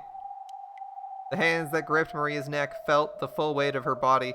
Marie no longer moved, but it was obvious she was just pretending to stiffen in my hands. Because if I were to perchance loosen my grip, quickly let go, she'd naturally abide the laws of gravity and tumble to the ground. Marie, with her back to the wall, using the friction of the wall as if to show one final act of resistance, at last crouched to the ground. It was completely different than falling into a seated position. A person tends to sit so that their clothes aren't in disarray, but from the way Marie sat, I couldn't sense it at all. Her clothes were in disarray, her skirt immodestly inside out. Without even acting to fix her embarrassing state one bit, there sat Marie. The word sat no longer fit. It was there that Marie had died. The sudden realization he'd committed murder began to nauseate him, but it wasn't horror and self-repulsion. As for what it was that. Like vigorously opening a bag of peanuts and spilling the contents all over the carpet. While looking at that horrible spectacle, you seemed to grumble as if to say, how annoying. Yes, it was particularly bothersome. I'd already went and killed her. There's no point in regretting it now. That said, I don't need to regret it. Marie's dead, and if I'm still living, well, from now on I can live my life without shame. And for that reason I have to hide Marie's corpse. But where? I can't think of anything right now, but if I can reclaim my composure, I'll be able to think about it as long as I like. And it's not like I stabbed her with a knife, leaving any traces that stand out. It's also very late after school. The students have all disappeared. Since I'm a teacher and I'm busy with my own work, what goes on in the school holds no interest for me. Much less a murder in the old school building bathroom, because there's no way someone would suspect me of hiding the body somewhere. By then I finally realized I was taking deep breaths. Probably it seemed I wasn't as cold-blooded as I thought I was. Relax, there's no need to hurry. Relax, relax, relax, relax.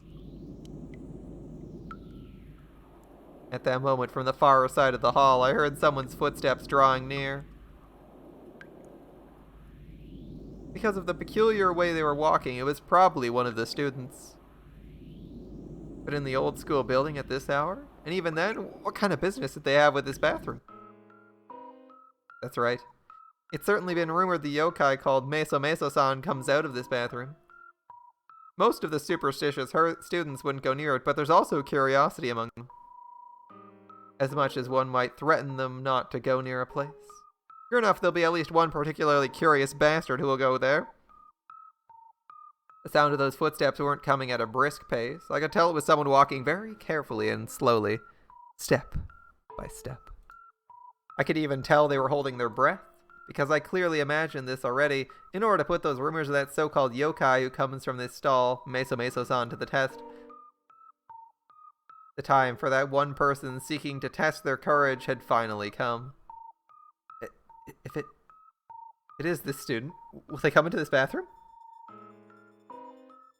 Marie's corpse and I are in this bathroom stall. The door is closed.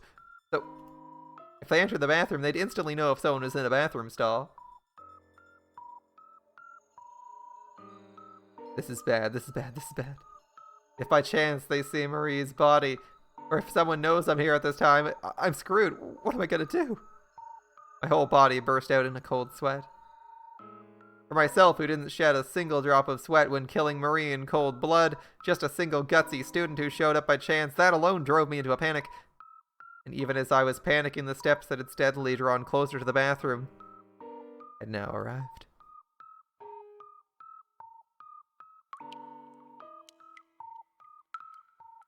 Tap, tap, tap. Those footsteps stopped at the entrance to the bathroom. Knowing that the stall's door was closed, I gulped. Maybe by seeing that it was closed, they think it was truly empty at any rate. In order to confirm that thought, she slowly it stepped into the bathroom. I mean, wouldn't they just look under the stall door?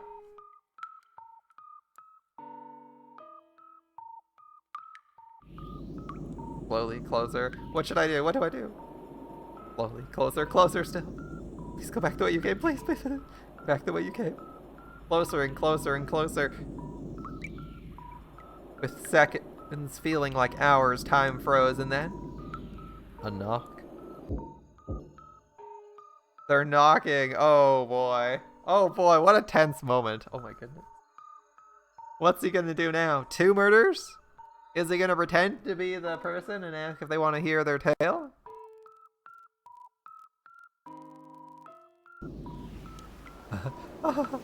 They hit it. They knocked. A knock was a confirmation if someone was inside or not. If an answer doesn't come from in here, maybe they'll wonder why no one's inside and climb up to peek above. Or easier yet, they squat down and peek through the hole under the door. Either way, they'll realize the strangeness of there being more than one person inside.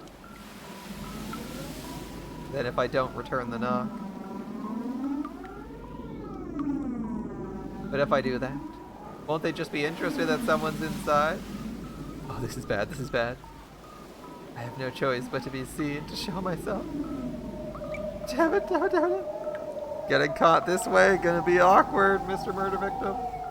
Or Mr. Murderer. If I don't go at that door. I'll also have to silence this stupid, gutsy student and send him after Marie. 2 would be bad. I mean, 1 would be tough. And if I killed 2 more, I have no confidence I'd get away with it. But in this perhaps friends might even be waiting outside for them to come back.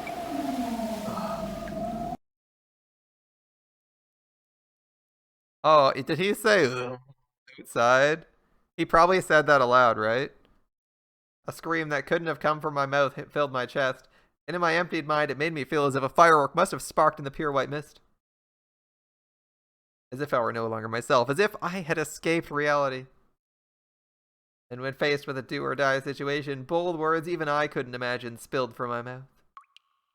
Mesa, Mesa. Mesa, Mesa. It was Mesa Mesa-san's line. From the other side of the door, I certainly heard a primary school girl scream with a took her breath away. Mesa, Mesa. Mesa, Mesa. You there? Please listen to my pitiful story. Pitifully. And I spoke while imagining as if Mesa Mesa-san, no, as if Marie had said it, feebly with a high pitch. The other side of the door was silent. Perhaps this third-rate performance wasn't enough? As my impatience grew, the silence from the other side of the door was broken. It's here! It was undoubtedly the primary school girl's scream. I'd like to point out that it's, this is a primary school. Well, it's just, you might have thought, might have thought she was a middle schooler? High schooler, maybe? Primary school. Primary school. Alright. Just, you know, in case you're wondering how old Marie was. There you go. The words, "it's here," are commonly used when encountering a ghost. In other words, the girl who sought to test her courage believed she encountered Mesa Mesa-san. As if she had forgotten the discretion from when she came, the noise of loud footsteps began to head far off in the distance. That's the first time they specified how old someone was, right?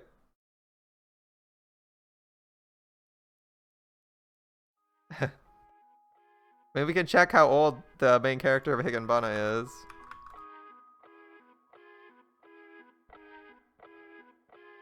We can check how old she is. Do we know how old she is?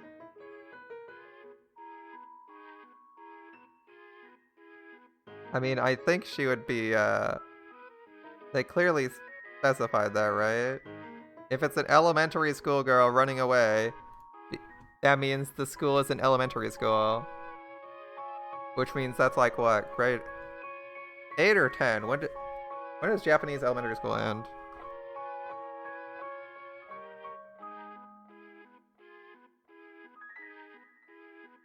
Let's see.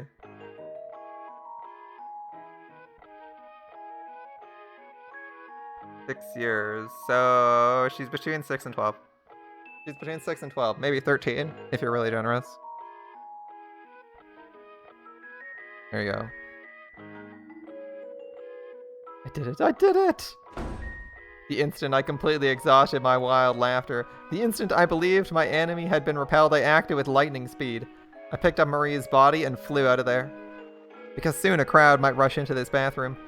It wasn't just one person testing their courage. Perhaps by losing a game of rock, paper, scissors, she was made to come here as a punishment. So for companions here, it's here! They'll probably all rush in here at once. While holding Marie, I turned back to the stall. Like looking at the seats after getting out of a late-night taxi, I wanted to make sure I didn't forget anything. It's fine. Nothing. There should be no traces of any kind. Now quickly. This place won't be safe for long.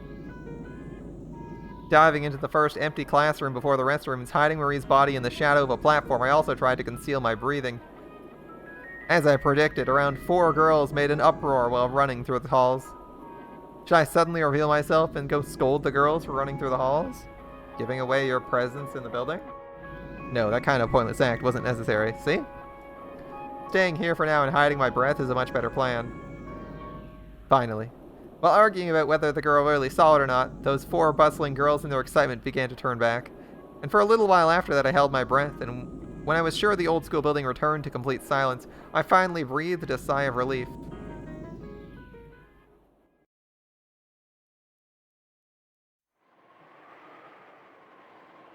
It kind of makes sense that she's that young, because he didn't really struggle to hold her body up.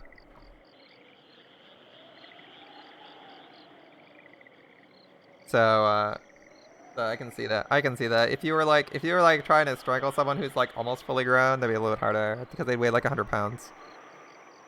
And like holding 100 pounds, holding 100 pounds at least, 100 pounds or more, at like straight out in front of you at arm's length is really hard. She's too, yeah, no shit, she's too young, man. We're starting with the pedophile teacher. Who's now escalated to murder. We started with blackmail, and the creepy photos and indecent acts, and we went one step further, and it wasn't just spurred on by this. He was already thinking of that. Guy's a little bit evil, we'll say. She deserves her revenge. Well, dead bodies don't get revenge, but we'll see what happens. We'll see what happens next. If someone ever finds out who murdered her. The area had already begun to get fairly dark. I'd used an abandoned storehouse to temporarily store Marie's body, and after returning to the staff room, I pretended to finish work as I waited for nightfall. Since in recent years this school implemented an automated security system, there was no night guard, and so if I waited until the middle of the night, there'd be no one there. Speaking of the security system and the like, it may have given the impression of rigorous surveillance with security cameras and whatnot, but it's nothing that extreme. There's just sensors placed all over the school doors and windows, checking to make sure they're not broken into. Furthermore, they only work after the last person to leave turns them on. Basically, if I waited long enough, it became my chance to be completely alone in the school. So, with the school completely empty under darkness of the late night, I dragged Marie's body from the storehouse. I took her to an outhouse behind the prefab school building. This toilet was the fairly old squatting kind, where the waste had to be pumped out from a gigantic septic tank buried underground. Originally, the drainage system should have been changed, but at the same time this prefab was made, it seemed they intended to quickly tear down the old school. But since it wasn't destroyed and was always being used, both flush toilets and squat toilets came to exist at the same time in this strange state of affairs. Someone just comes to empty the septic tank sometimes, but it's not like they completely empty its contents, much less peek at the bottom. And so if I tossed her inside this septic tank, no one should notice. It might be found someday, but that might be the future after the body is turned into a skeleton, covered in shit and eaten by maggots. What kind of trace could they find on those skeletal remains? Most they could think is that she accidentally fell in while playing. I uncovered the drainage pipe for the septic tank. For a moment I winced at the horrible hot stench. Whew. Yeah, that's gonna smell bad. Then I shined a light on Marie's body with my flashlight and checked to make sure I didn't leave any suspicious marks. It looked alright. It's not as if she lost her shoes along the way and left them somewhere in the school. Suddenly I noticed something a little out of place. Where was her right sleeve button? The clothes Marie wore had decorative buttons on the sleeves, Looking at her, her right sleeve should have had one, but it wasn't there, and her arm lay bare. Maybe I dropped the button somewhere? Maybe she didn't have one on today to begin with? Searching the school for a single button was impossible. Rather than worrying about that, I was aware that I had to immediately dispose of Marie's body, and I did so without hesitation. From within the deep and unusually large septic tank came an echo with a plop sound. After that somewhat disagreeable sound, it too was replaced by the sound of the insects of the night and disappeared. Should have just said Higurashi.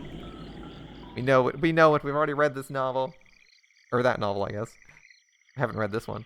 I returned the drain's cover to the way it was before. It's fine, it's fine. No one knows a thing. Yeah, alright. Is a septic tank a good place to dispose of body? That's a good question. So he's relying on them not checking. And like it naturally disposing in the tank. Or decomposing in the tank to the point where there's no evidence left.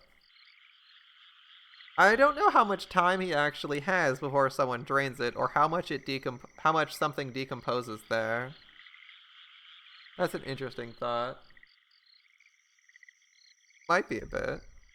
I mean, it smells bad. People don't really want to take a look. It might have to be pretty decomposed before it gets drained like liquid. And it might not even be checked for a while, depending on how they pump the liquid out of the septic tank, right? I guess the body could clog the pump or something. That would be their concern. That would be a concern, right? They might clean it. They might drain the septic tank really early. So he's kind of relying on RNG or the fact that it's not emptied very often, but he might have an idea. Like, he might have an idea in terms of months how long it takes. It might not be like once a week or something like that. Might be a while. No one knows a thing. No one saw me. It's all fine. He's confident he got away. I thought as I walked briskly and returned to the staff room, if there was a teacher in the staff room who witnessed it, they'd come question me. And while the worst case scenario filled my mind, it was impossible. The staff room was filled with silence, and aside from the annoying sound of the ticking hands of the wall clock, there's nothing there. After all, I already checked that all the teachers aside from myself had left the school before I went and disposed of Marie. It was the natural thing to do.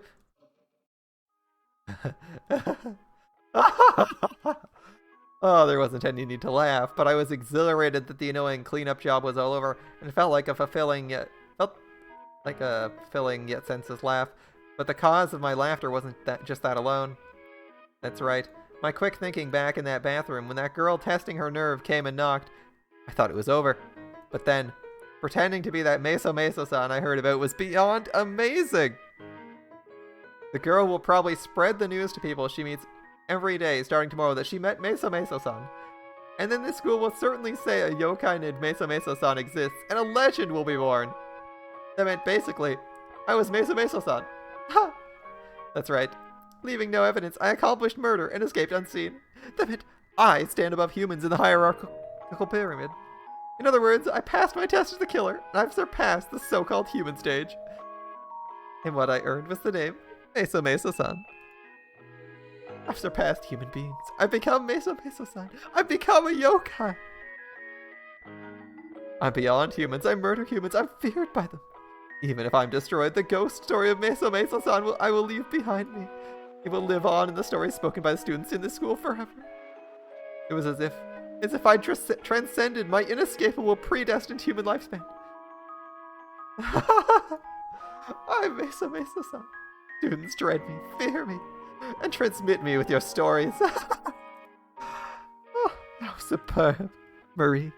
When you were alive, you sacrificed your body to relieve my boredom, and in the end, you sacrificed your life to graduate me from humanity. Yes, this guy is scum. What a swell kid. Oh, this guy. His maniacal laughter.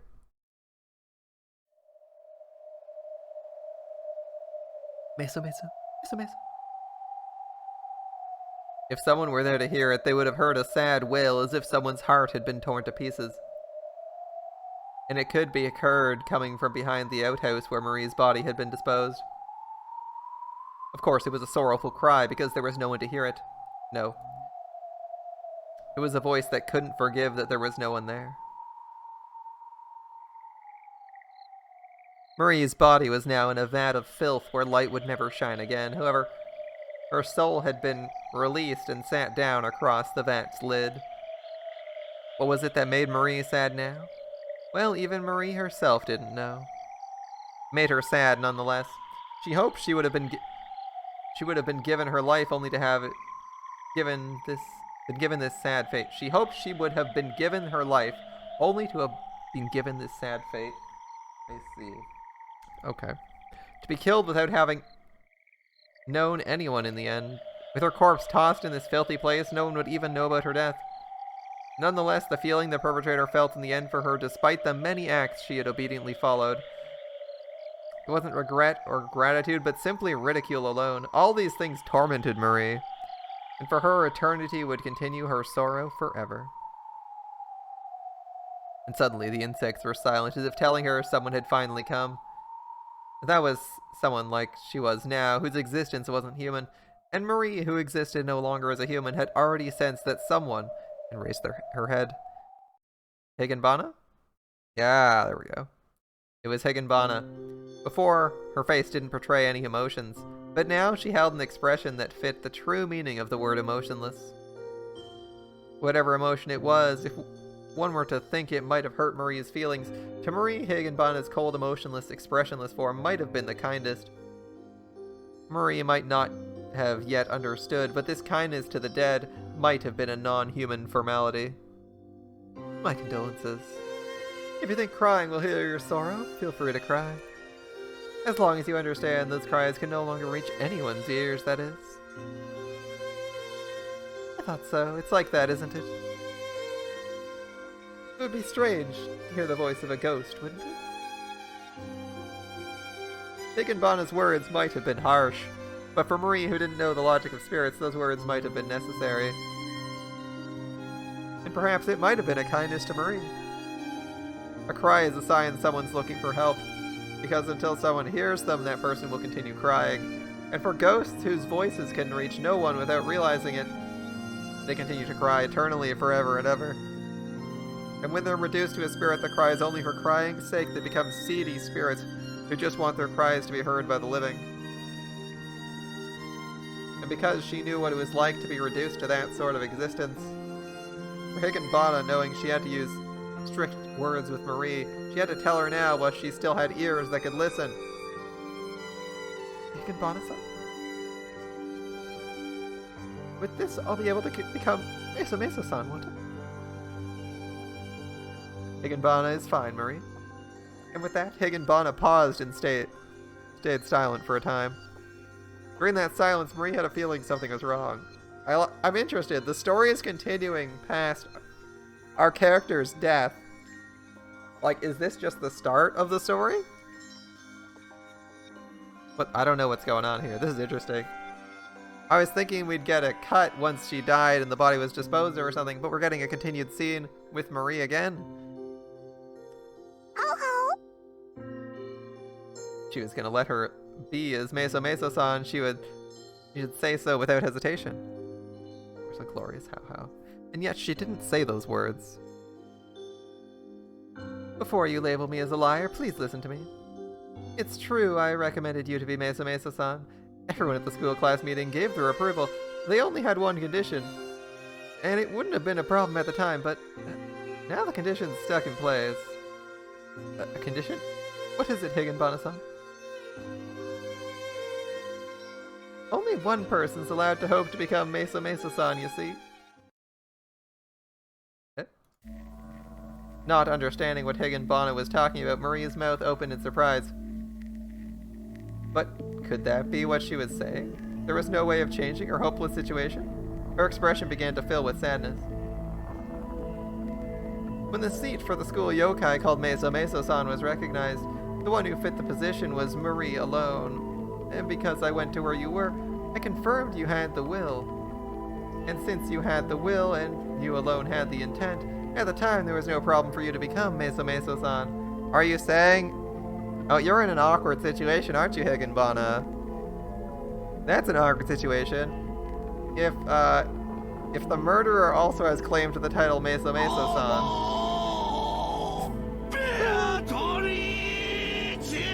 the murderer now has the claim to the title Meso Meso-san.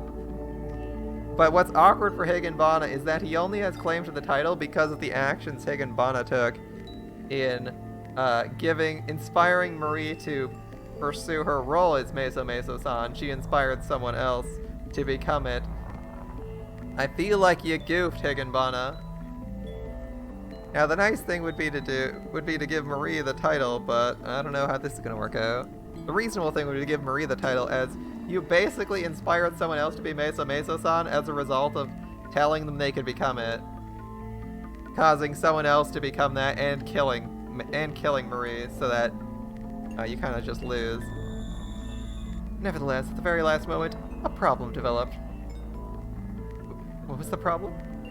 A person aside from you has appeared, who hopes to become Meso Meso-san. Because you were here crying with all your might, you didn't hear his voice, right? That man with the wicked laughter in his loud voice even reached our class with that cry. It was a very ironic twist of fate, because to tell you the truth, his voice might have been more intense than your sadness. You know, the man who killed you, that Kanamori. He went and declared he'd become Meso Meso-san. How did Sensei? Right after he killed you. To drive away students that arrived there, Kanamori faked being Meso Meso-san. It turned out splendidly. Being extremely pleased with himself, he believed himself Meso Meso-san. So he just declared it with a yell.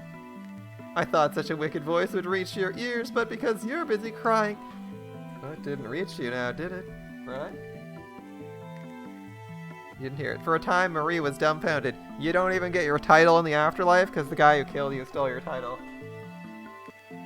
That fucking sucks. That's like F- to your character. Oh my goodness. Can't even get the title you were murdered for having in the afterlife. She'd been violated by that man while she's alive, and now he's fucking up her afterlife. That sucks, massive dicks. Even after taking her life, he sneers majestically down on her. And not only that, but he stole away her afterlife too. Yep. Even in death, she can't free herself from that man's control. Can't be, it can't be. For a time, all Marie could do was hide her face as she continued to shed her tears of sorrow.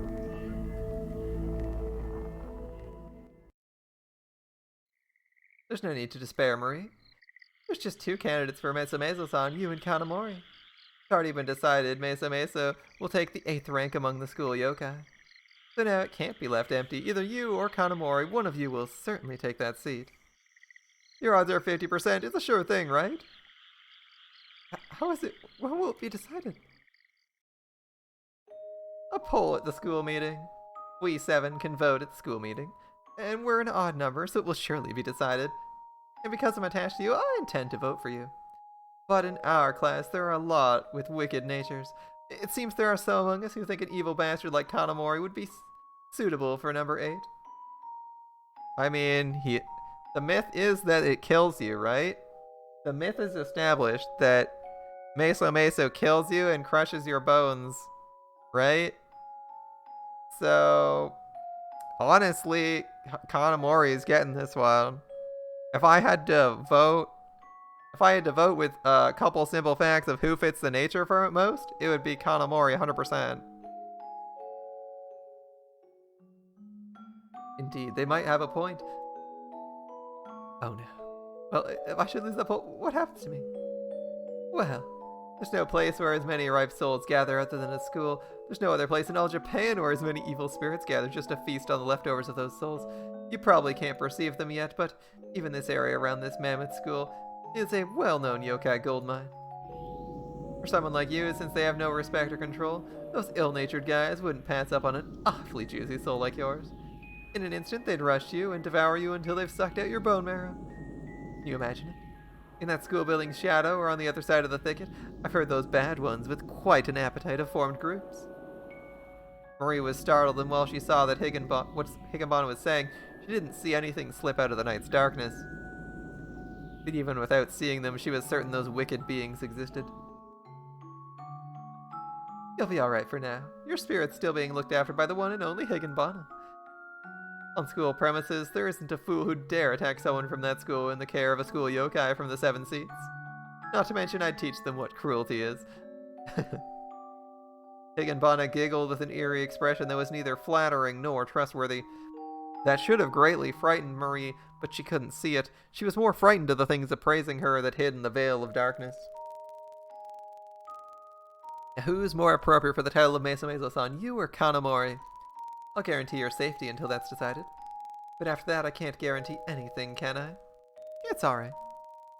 Is this just bait? She's threatening the possibility of losing her position to try and get a hold over her?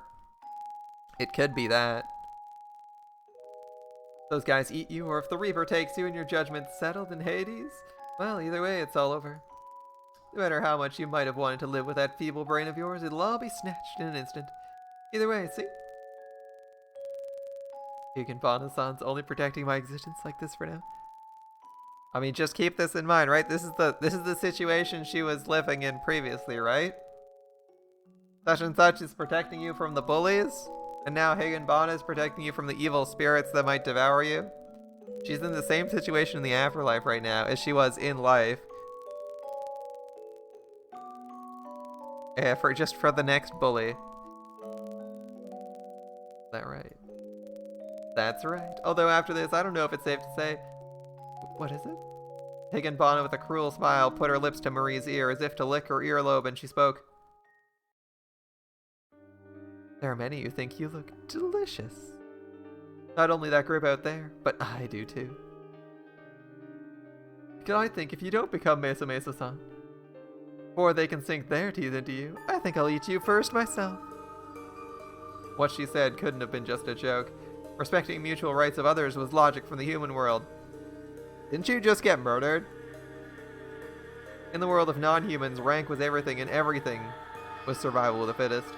If Higanbana wanted that, those words told her she could, now, in this very moment, make it into reality. Thinking there's nothing to be afraid of after death, that is human stupidity. Even after death, the world is still filled with things to be afraid of, and Marie, who'd already once dived through the extremely cruel barrier of death, that reality where she could have lived without excessive cruelty, where she could have known no fear, never came. But Marie reined in her fears and spoke in a gentle voice. If it comes to that, if Higanbana desires that, I think that would be alright. Have you already given up? Oh, that's not it. It would be ingratitude, because Higanbana-san's protecting me. I'm allowed to exist as I am now, aren't I? Because to Higanbana, who gave me time to cry for my own death, I think I must be grateful for that. For Marie, Higanbana's reason for approaching her might have been just to kill and eat her. Even so, the warm words that offered to welcome her among Higanbana's kind was worthy of gratitude. And even Kanamori, who demanded compensation in the form of these immoral acts for protecting her from these bullies, certainly offered her to be his friend or companion. Even if Marie didn't put those emotions into words, Higanbana read them. Higanbana laughs, but Marie doesn't see the expression. If that happens, your soul will be delicious. To be a suitable school yokai, you need a little bit more cruelty and wickedness, you know. Oh, that's alright. Because I said I wanted to take my revenge as I am now. I'm capable of that kind of cruelty. And with that revenge, if you don't become Mesa Meso-san, you'll be in a tough spot, won't you? Even if you have your revenge, it might just be an inconvenience for that man, right?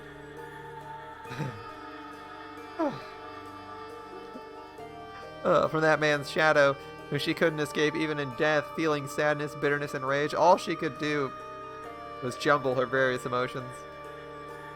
Even her wail of agony reached no one as it was swallowed by the veil of darkness. Marie, school yokai expectations and the like. It didn't matter one bit to the still living Kanamori. But even so, Kanamori hadn't yet completely cut all his connections to Marie's death. Are we gonna go with that button? Talk about Marie Moria not coming home last night quickly turned into an uproar. Was it an accident? Did she get involved in some trouble? The last anyone saw of the ever-lonely and friendless Marie was at school that day. As for what happened after school, it was, well, anyone's guess. Police were looking for information and posting flyers with drawings of what Marie wore that day on bulletin boards here and there, making sure not to overlook any witnesses. They posted them all around town. The police even came to question the homeroom teacher, Kanamori. Kanamori said he didn't know what happened after school, and the police departed feeling satisfied. It even became an urgent topic at the staff meeting as a precaution in case of a second incident. There was recent talk about after-school groups or bodyguards and the like.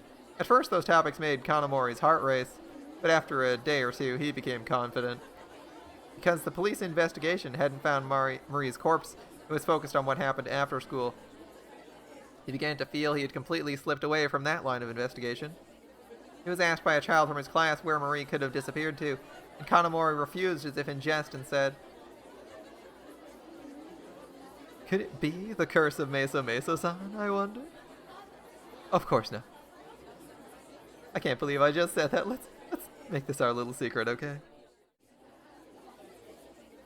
As expected, the students took those words all too well. Having her treated as a victim of Meso-Meso-san, the school yokai everyone is crazy about lately, came as an added bonus. In school, the rumors about Meso-Meso-san ran wild, and a new school ghost story began to take hold. With that in mind, Kanamori started believing more and more that he was Meso-Meso-san. It was that kind of day. After school, on his way to the staff room, in the middle of the empty hallway, suddenly he fell. And when he fell, it was as if something had caught his elbow. It tore his skin and made him bleed. It wasn't a serious injury, but he pressed a tissue to his elbow so it wouldn't stain his shirt. "Oh my, Kanamori-sensei, are you alright? You're hurt?" called out the voice principal who saw him by chance. How embarrassing. I must have bumped into something when I fell. I probably just slipped on a puddle a student neglected to wipe up or something. Kanamori said that, even though he knew more than anyone he hadn't lost his footing like that. While he smoothed things over with the VP, he looked at the hall and he was left doubting he could have slipped on something. "Sensei, you seem to be bleeding quite a bit. It's seeping through your tissue." "You're right. How annoying. Perhaps I should head to the infirmary and get myself patched up." "Do that. Oh, nurse. Kanamori-sensei seems to have hurt himself. Would you take a look at him?" Conveniently, from the other side of the hallway, the school nurse appeared. Oh, there we go. Another sprite. That's our fourth person. The school nurse. Not a bad sprite. I think the purple and white go well. And it looks like she's wearing I want to say a skirt. But that might just be a stereotype. And what I think goes well with the outfit. Pants are probably fine. It also helps that, like, there's no button or anything. Like, I'm thinking when I think pants, I think jeans, right? So when I see this gray blob, I think, oh, it's a blob with no features on the front. Gotta be a skirt, right? Guess that's a better assumption than stereotypes. The lack of anything on the skirt. Lack of anything on the, no details on the front. Your elbow. The injury itself wasn't a big deal, but he didn't want the blood to stain his clothes. Kanamori thought as much, and he calmly headed to the school infirmary. Yep. That makes sense. The inside of the infirmary was filled with the smell of disinfectant.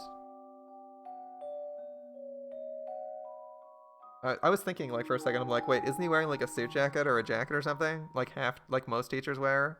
Or at least, like, a button-up shirt or something? Like long sleeves, but apparently not. He's not the stereotypical teacher. We need to see his sprite again, because I forget what it looks like. I remember his creepy face, but I don't remember his actual outfit. That's why I gotta describe the outfit to you guys, right? If I don't describe the outfit, you know, this is a doctor's robe with like a purple blouse and a gray skirt. I'm not gonna remember what it looks like. Or it helps me remember. I hope it helps you guys remember too. It was nostalgic. Before I knew there was something greater than being human. In those times, I always felt looked down upon by those around me, and not wanting to be looked down on and wanting to look down on others. In those times, I bottled up my aggression against them. And by looking down on Maria, I finally felt as if I had relieved myself from that complex. I didn't think I wanted to be a killer. But if this purge didn't free me from my complex for the rest of my life, how long would I have to live in despair? Yeah, I thought about it. As for how long I could go on living, if I supposed Maria's life was ended for someone else's amusement, I thought it would be natural for them to go on living, seeking new ventures in life.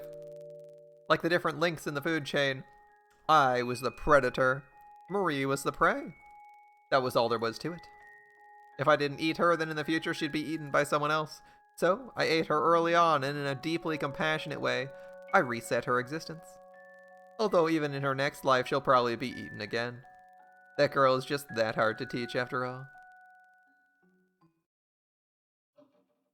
While I was immersed in my fantasies, I had a somewhat large band-aid put on and ended my treatment. When I mentioned my thanks and stood up to leave, ting, ting, ting, ting, ting, a small series of sounds reached my ears. Something the matter? No, I heard something just now. As if something fell over? Kanamori saw a small white thing had fallen on the floor and picked it up. It was made of plastic or something and looked like a small button. Even saying it was a button, it wasn't even a millimeter in diameter, but he understood it must have been an accessory for something. But when he turned his thoughts as to what it might have fallen from, he looked up above the medical cabinets, and he understood what it was. That was something particularly out of place in this infirmary. A Western doll. It couldn't hide its worn-out state from its degradation over time, but there was no doubt it certainly wasn't something cheap. I compared the shape of the object I'd picked up with the doll many times. I sensed it was certainly a button from this doll's clothes. This doll's button probably fell off. Oh, is that so? I'll have to sew it back on after you leave. They say the child is the master of this infirmary after all. Master? This cute doll? Kanamori stood on his toes and took down the doll that sat atop the medicine cabinets, looking down on them. The doll was uniquely Western and had a vaguely cold air to it. Kanamori politely called the doll cute, but in his mind he thought of how it wasn't quite cute, but eerie. I've also heard about it from the former nurse, you see. She said this doll was here long before she started working, and had been watching over the infirmary just like it is now. Absurd. No, wait, he is wearing I thought he was wearing a suit, and he is. He's wearing he's wearing a suit jacket. How on earth did he skin his elbow? He tore right through the jacket and the shirt beneath it to scrape himself. Wow. Yeah, that would be a nasty gash. That would be a nasty gash. He fell on his elbow and tore the jacket. Dude, at that point you're gonna have to buy a new one anyway. At that point you're gonna have to buy a new jacket. The lining's gonna need to be replaced because there's probably blood on it. Yeah, that's not cheap. Oh, maybe he had it off. It's his sprite, you know. It's not a video game. It's not a 3D video game where they have them textured, right? Isn't it something some student lost? Well, I wouldn't think there's a student who would simply bring such a splendid doll and simply forget about it. Oh, that's right. They say this doll is a cursed doll, and the students are afraid of it, you see. Is this one of the school's 7 mysteries? Now that I think of it, the doll in the infirmary dances in the middle of the night, right? Or so I've heard from one of the students. I see. They were talking about this doll, eh? Long ago, a doll that belonged to a girl who died in this infirmary took her spirit and became a yokai or some such. No matter what school you go to, there's plenty of stories like that. Oh, that's right. I don't know who named the doll, but sure enough, it has a name. They say it's called Higanbana. Higanbana. It's not a particularly fortunate name, is it? Indeed, it might just suit this strange doll perfectly. However, isn't it wrong to be scaring the students by keeping that doll as a decoration? Well, there's also talk of a curse put on those who throw that doll away. It's not that I believe in curses, but since it's been watching over the students in this infirmary for a long time, I feel kind of bad, you know? She sits there making sure the injuries of the students who come here don't get worse. And she protects them. Is that so? So where does this button go, I wonder? Here. I'll sew it on later. See? It's her right sleeve button. Right sleeve button. Those were casual words. Oh my goodness. That's the sleeve that that's the sleeve that she was missing. Oh man, this guy's gonna be panicking. This is fun. This is gonna be a fun scene. Oh my. But it was something Kanamori wanted to forget and yet could not. Bits and pieces from his disposed memory began to stir. Yes, a regret from that night he disposed of Marie's corpse. It was an uncomfortable feeling. Just before disposing of Marie's body, when shining a light on the body to make sure nothing was missing, he certainly saw Marie's right sleeve had been torn. That night, his attention was invariably divided, and so he didn't see how a single button mattered, and he ignored it. But even so, it still left him with a bad feeling. The memory revived in his mind with a yelp as if a small rock had gotten in his sock. This doll's torn-off button, if it hadn't been the right sleeve, he wouldn't have noticed anything. Even so, it had to be the right sleeve button. The same as the one torn from Marie's clothes, her right sleeve button. At that moment, Kanamori felt as if the eerie western doll named Higanbana was sneering at him. What a foolish man. There are only two things that can evaporate or disappear from this world. You know what they are? What are you talking about? The preconception there was no way a doll could talk to me blurred with that question. The things that disappear. Water and grateful souls. Just those two. She laughed at her own joke sarcastically, but the doll quickly froze her laughter and continued. Are you looking for Maria's right sleeve button? What's that button made of? Water? Grateful souls? There's no way a button could be made of water or souls. Listen, I've seen SpongeBob knit an entire sweater with his tears. I'm positive he could find a way to make a button out of water if he really wanted to. Especially because I'm pretty sure he makes bubbles out of water. I'm pretty sure he's somehow creating air. And they can blow bubbles underwater at the bottom of the sea. SpongeBob can do some magic shit, man. If it were top quality, it might have been made from shells. Or if it was cheap, then it'd be plastic at best. Right. It's made of things that aren't water or souls, so there's no way it can disappear from this world. It can't dissolve or evaporate, so it must still be where it was dropped, right? It'll be where it was dropped. Always. Until it's found by someone, it'll be there forever, won't it?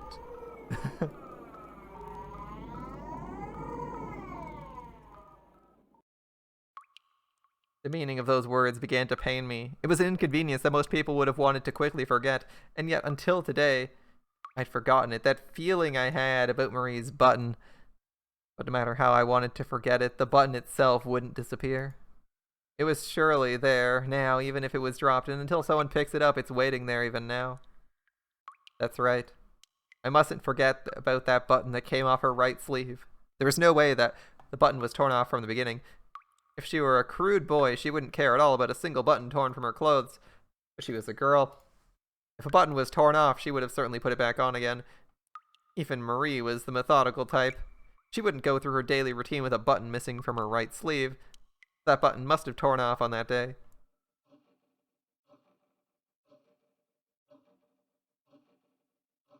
Kanamori-sensei? Is something the matter? No, thank you very much. I just remembered I have some business to take care of. Sorry, if you'll excuse me.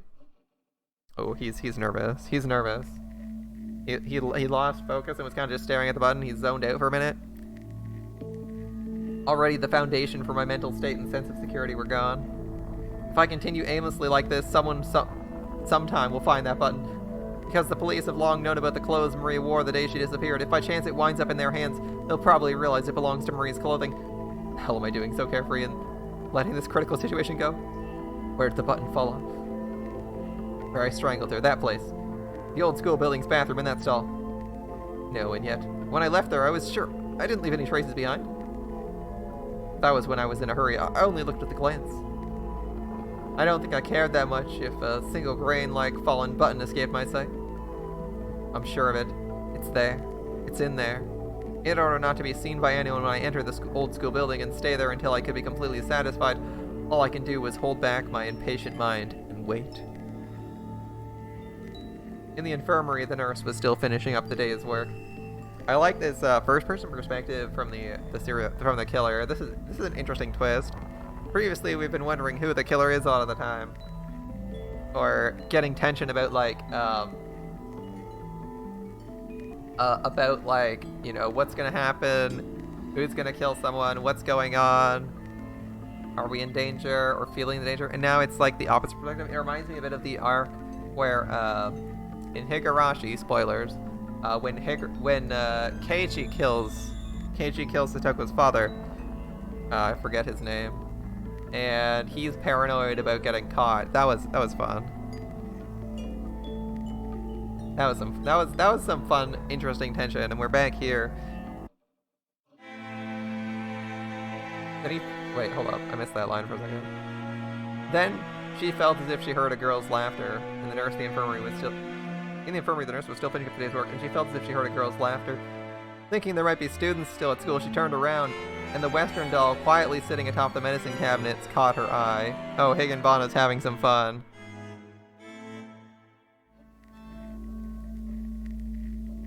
Obviously, there's no way Higanbana could laugh. She's a doll, after all. The nurse might have been a little tired. She thought after going home today, she'd quickly get to bed. Which one's better? Which one's the better Metsumeso-san? Be a sight, won't it? Waiting until a vote's boring. Don't you think it'd be better if the two involved decided it themselves? I must be tired. I think I'll call it a day and head out. Higanbana giggled as she imagined what was beginning to unfold from this point forward. Of course, it's impossible for that voice to reach the nurse's ears. Now then, Marie Kanamori, show me who is more fitting. As everyone in our class are also hoping for something more interesting than a vote. I'm interested to see if Marie can actually kill this guy. Are you staying here, Kanamori-sensei? It won't be long until tomorrow, you know? Oh, thank you very much, Vice Principal. I'm almost done here. Please let me stay a bit longer. I understand. Please start finishing up. Because if you get too many overtime hours, we might get a complaint from the union executive office. Well, I apologize, but I'm going to have to excuse myself for the day. Since I think you'll be the last one out, please set up the security system, and if it's not on by 11, the security company will come check on you if you don't call them. Be really careful, please. Yes, I'm aware of that. I had forgotten about that. Although I hadn't planned on taking that long to check the bathroom, but if I end up bumping heads with the security company, there'll be all kinds of trouble. Tonight, Kanamori had been more discreet than ever before. Even more discreet than the day he killed Marie. After seeing the VP cross the campus with his own eyes, heeding the vice principal's advice, he called the security company to let them know he'd be working late that night. This is perfect. Now, this time as well. That's actually a terrible idea, by the way, Kanamori. You called the security company? If the police are ever suspicious, and it turns out someone called saying they'd be late at the school, they're gonna want to question you. Like if the police think it's murder and the body might be on the school grounds, that's pretty... Or that the murder might have taken place on the school grounds? In like the abandoned schools or something?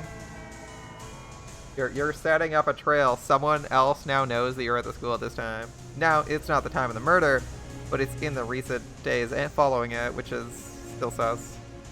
If you become a suspicious person, they might want to investigate what you were doing, staying so late. This is perfect. Now this time as well. With no one except himself in this school late at night, no one would pay him a visit. We left the staff room, and before heading to the old school building, he hid himself and watched to see if anyone was lurking in the school. Naturally, no sounds caught his attention. Only the cries of insects infested the old building. And when he allowed himself a breath, it sounded as loud as a storm in his ears. Outside the window was pure darkness, because inside he had a light. Outside the glass in the hallway wasn't darkness, but the interior of the hallway reflected itself back again like a mirror. Immediately after seeing that, he could see himself being reflected. Inside the massive school building, he was alone. In the day, the school bustles with many students and teachers. Doubtlessly it was forming its own society, but that world was a different world, separated from this one. It might even be said that the school occupied a different dimension. And in that dimension, now, he was alone. Society is order made by the man. Society is order made by the many, and without numbers, when there's only one, it is a society no more. In other words, at this moment, in this separate school dimension, freed from the morals of his so-called society, the world was his alone. If he ran in the halls during the day, he'd be scolded by his pupils. If the vice principal saw him, he'd probably be made an example of in front of the students. Because no running in the halls is one of those rules of society. However, this school, in the depth of night has been set free from that society. In other words, the rules created by society can no longer reach him. After all, this is a world where he alone exists. Even if he ran ahead at full speed, there wasn't anyone to worry about. Even in this moment, he was the lord of this world. He had transcended his insignificant existence as a single man in the largest society. The more he thought about it, the more his impatience about quickly finding Marie's button began to dissipate. He began to feel surprised at how frustrated he was and impatient he was moments ago. If he had horns, if he had wings, then now more than ever, if he lengthened and grew them, unfolded and extended them. It had started as a laugh only in his mind, but then he realized even if that laugh escaped his mouth in this world, no one could hear it. And so Kanamori, in an insanely wicked voice from the depths of his soul, howled with laughter as he headed to the former school building. This guy is just like maniacally laughing, like a fucking Saturday morning cartoon villain. However, the moment he stepped foot into the old school building, his demonic confidence retreated. It was replaced with a discretion as if his ruthlessness had frozen in ice. It even froze his inner demon. If he turned the lights on in the old school building, he might be seen by someone in the neighborhood, and so without turning on the lights, he illuminated his path with the thin glow of a flashlight. The bells tolling and like building tension, like the sudden swap in the music, that was a nice touch. The frail light illuminated the world of pure darkness, but like an illusion, the length of that hallway seemed to continue all the way into the horizon. From the inside, all the doors had been closed and locked with utmost care. And with this, he completely severed himself from the world. He was torn and isolated from that school world. In other words, he was in a second world divided far away from the human world. If you've gone this far from the human world, you get closer to the spirit world, don't you? He felt as if he heard the voice of the doll whose button fell in the infirmary again. Of course, there was no way a doll could talk, so it was impossible for something that foolish to really happen. And yet, this world of the former school building and the human world where dolls couldn't speak were two vastly different places. Maybe, here in this old school, lies a world where even dolls can talk. I like how they added some spacing for emphasis in that last half of the sentence. That was cool. That's absurd. He wanted to laugh, and after he dared let it pass his mouth, he felt as though the power he had earlier had been cast aside like a lie. Remember, he's walking with a flashlight in an abandoned school building where someone got murdered. Now, it was him doing the murdering, but still. It was something ingrained in his mind since childhood. He remembered unfounded rumors regarding the strange world of the school at night, and how they began to slowly work their effect on his mind. He wanted to say how absurd it was again. This time, as he tried to say the words, they were caught like a lump in his throat. He thought saying them might cause him to remember that emotion. Horror. So he swallowed them back down. Because the former school building was getting quieter and quieter, his desire to deny that emotion amplified more and more.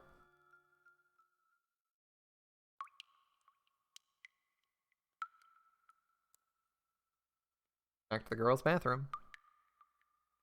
There might have been a leak in a water pipe somewhere. The strange sound he hadn't noticed during the day filled the bathroom. He'd wanted to run and turn on the lights inside, but he held back his desperation, and he illuminated the area with a thin beam of his flashlight. Perhaps the stall door where I killed Maria is still shut? The place where Maria's sobbing meso meso came from?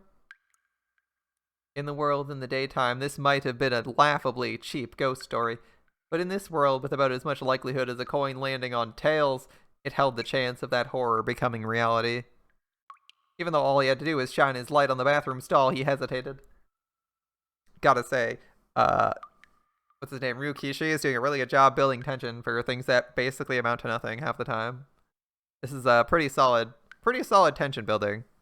I'm enjoying it. Damn it, the hell am I afraid of? Marie's ghost isn't something to be afraid of. It's that fallen button. The police might find this important. That's stupid.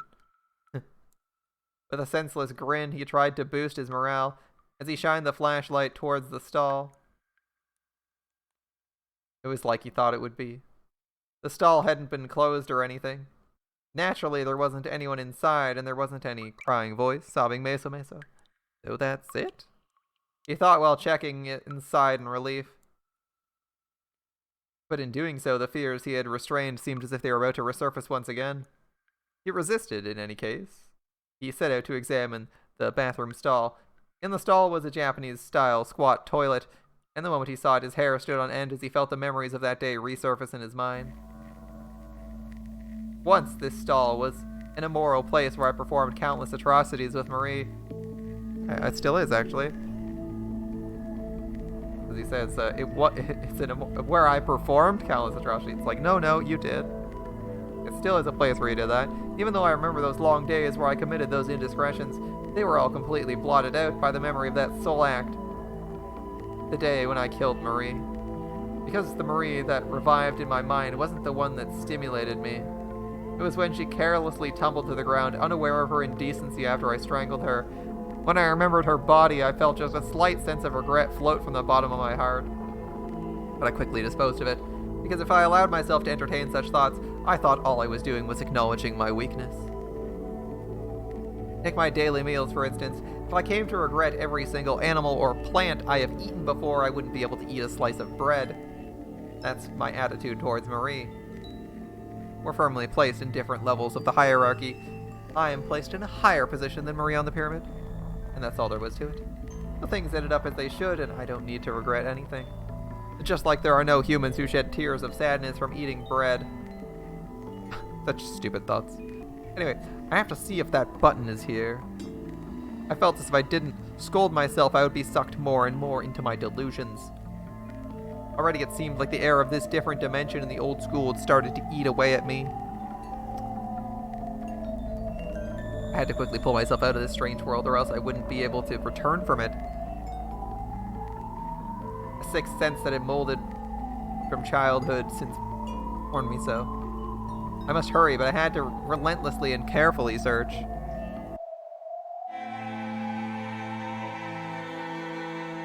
I didn't care if it was a toilet stall. I crawled down on all fours and searched as if I were licking the floor.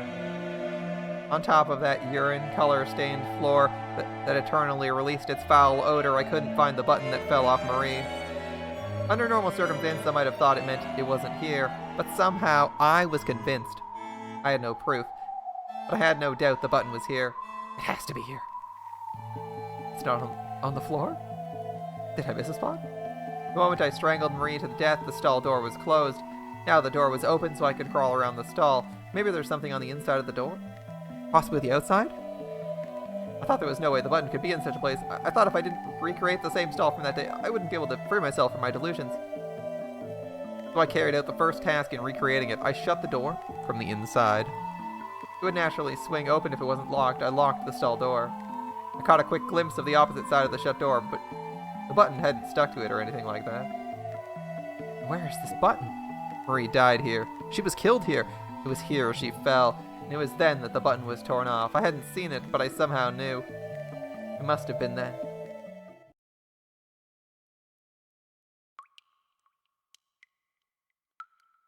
And then the flashlight's beam reflected with a flash. Covering the top of the toilet paper was a silver-colored dispenser. From its rough use by students, it had been squashed somewhat, but it seemed like it could still fulfill the role in conveniently cutting large sheets of toilet paper. And above that paper dispenser was a pebble that looked like a white teardrop. It's here. This is it. I slowly took it between my thumb and forefinger. There was no mistake. This is it. It's that button. It was the very button that had been torn from Maria's right sleeve. That day, Marie had the life squeezed out of her, and when she was exhausted, those hands of hers that fought against my choking arms dropped with a thump. That button then somehow caught and tore off on the paper dispenser. That's how that button got here. I found it. I desperately resisted the urge to howl in laughter. I could think about this button as long as I wanted later. There's no need to overthink this. All I need to do is just drop it in the toilet and flush it like so. As the water flushed, the world of silence that had come to greatly haunt me was torn apart by its roaring sound. And in an instant it swallowed up the button, and its form had forever disappeared from the world above. Just as the doll said, because that button can't disappear, it'll probably remain in this world. But no one could find something like a tiny button that fell into the sewer. That would be harder than finding a bead in a desert. And so this was the same as sending it into the eternal abyss. Basically, this perfectly erases any traces of the murder I committed. I felt the unease from that day that remained in my mind slowly clear away. Would it not go to the septic tank he was literally talking about like 2 scenes ago? As the roaring, flushing sound that tore in the silence began to slowly quiet down, I began to rise where I was once before. I once again began to take my place as a being that surpassed the humans. Now even holding back laughter was painful. I felt like I was going to burst out laughing right there. Shouldn't I laugh? This is a world separate from the human world, and so I'm alone. Isn't this world mine alone? And so I didn't hold back. My laughter cut through the silence. It was once again. I exposed my existence. It was more than human. It was the greatest feeling. Until now, I'd never laughed with such joy in all my life. After laughing to my heart's content, after I'd laughed so much I was in pain from the lack of oxygen I needed to breathe, I set out to leave the bathroom stall. I went to unlatch the lock. And at that moment, my finger that had touched the lock repelled as if it had been struck by static electricity. That's not the right way to put it. It wasn't my finger that had been hit by static electricity. It felt as if, when touching it, it was better to say I had been struck with static electricity, because from the other side of the door, I heard the voice of a girl sobbing, "Meso, meso." Oh man, he's getting it turned back on him? Oh, that's spicy. Come on, Marie. I'm cheering for Marie. This could be fun. All the hairs on my body stood on end, and I felt a huge presence pass through me from head to toe. I stopped breathing as if I were checking to see if that meso meso was an auditory illusion. But if it was real, there was no need for that kind of confirmation. There was only one entrance to the old school building. And after I entered, I quickly locked it. There's no way someone could come in here. There's no way there were any students hiding out at this hour. There's no way that someone is out there. Because basically, hiding my breathing and checking was in itself confirmation that something was happening. But because I had to do that, does that mean I clearly heard that meso meso just now? Calm down. I gotta check my ears.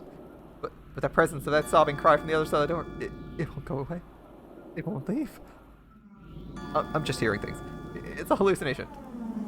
I got too excited and went and heard something that isn't there. It has to be the remnants of my humanity. It has to be those damn pangs of guilt. Surely, since I came back to the place where I murdered her, I must be feeling guilt from killing Marie. I have to be hallucinating that Marie's ghost inside my mind. In other words, what's out there is my desire to blame myself, my good conscience. After all. You there? Please listen to my pitiful story. Now it wasn't a voice in my head or hallucination. There were words that reached my ears. That voice, it was none other than Marie's. Marie? Is that Marie? Meso, meso. Meso, meso. Whoever it was only cried. But that voice, heaving with sobs, answered my question. But on that day, I surely killed Marie and tossed her corpse in a septic tank. There's no way Marie could be here. No way she'd still be alive. Now Kanamari was in the strange world of the former school building in the depths of night. He unconsciously came to realize the logic of the spirit world. Because without being limited to the reasoning of the human world where something killed no longer exists, he understood on the other side of the door the dead Marie was there. He understood. In other words, dead Marie's ghost was out there. He understood the truth that cannot exist. That crying voice from the other side of the door. No. While Marie's ghost continued its pitiful cries, she began to condemn him with her words. You forced me to do horrible things, and then you killed me in the end. That was the cruelest of all. Killing you was the right thing to do. Are you stupid? That's the only thing I did. Think about it. If the police found out, it was the right thing to do. If I let you live, the police would have probably run to a police... You would have run to a police box for those legs of yours. Isn't that right? I wouldn't do something like that. After all, if I talked, Sensei would distribute that embarrassing videotape. Videotape? Did you really think something like that would be a threat to you? That's about how useful it was. but I wanted to return to a normal life. Because if you let me return to a normal life, I'd keep what you did a secret. I would have protected it. Oh, you could say anything with that mouth of yours, you see. You would have said that, and the day after school you would have gone to the police. Isn't that right? And if you asked the police for help, you would have done as they said and settled things immediately. The only place where nothing changes when people ask for help are in TV dramas. But Sensei has the videotape. If I broke that promise, Sensei would... Even as a ghost, you're so pathetic. Really pathetic. Did you really think that kind of tape would compare to tipping off the police? The police aren't stupid, you know. Before I released that tape, they'd arrest me. I'd be arrested before I could edit myself out, and they'd go in my house, seize the tapes, my equipment, everything would be evidence. If you truly believe that tape was blackmail material even after your death, I congratulate you. Even in death, you make me laugh. That's how stupid you are, even in your last days. Can't be. Maria's sobbing was tinted with even more sorrow. That you believed it could be used against you. I rightly congratulate you from the bottom of my heart. Oh, delightful. Maybe you read too much manga. You went and absorbed so much useless knowledge, and in your foolishness you felt satisfied in the world you created. If you had even one friend to ask for help, you would have probably realized such a stupid mistake right away. But your worthless complex can prevent you from making any friends. This world you see is society. Society is made of relationships from person to person, and you, being denied those relationships, being left out, truly became the leftovers of society. And because of that, you truly believed that worthless tape could have been used as blackmail material. How sad. As your homeroom teacher, I feel for you from the bottom of my heart. When I met with you and your parents, I even advised you to make friends. You had nothing but excuses. I thought you realized it on the brink of death. Even after death, you still don't get it? Are you saying I was stupid? Oh, I see. I give you the words straight from my mouth. You're an idiot. A blithering idiot. Even though you're a child, you pretend to take a philosophical view on life. You turn your status as a dropout in society into a virtue. And you felt it was too much trouble to even ask for help with your sorrows and dropped out of society. You've fallen out at the very bottom of the pyramid of human society. Those terrible things I made you experience, that's right.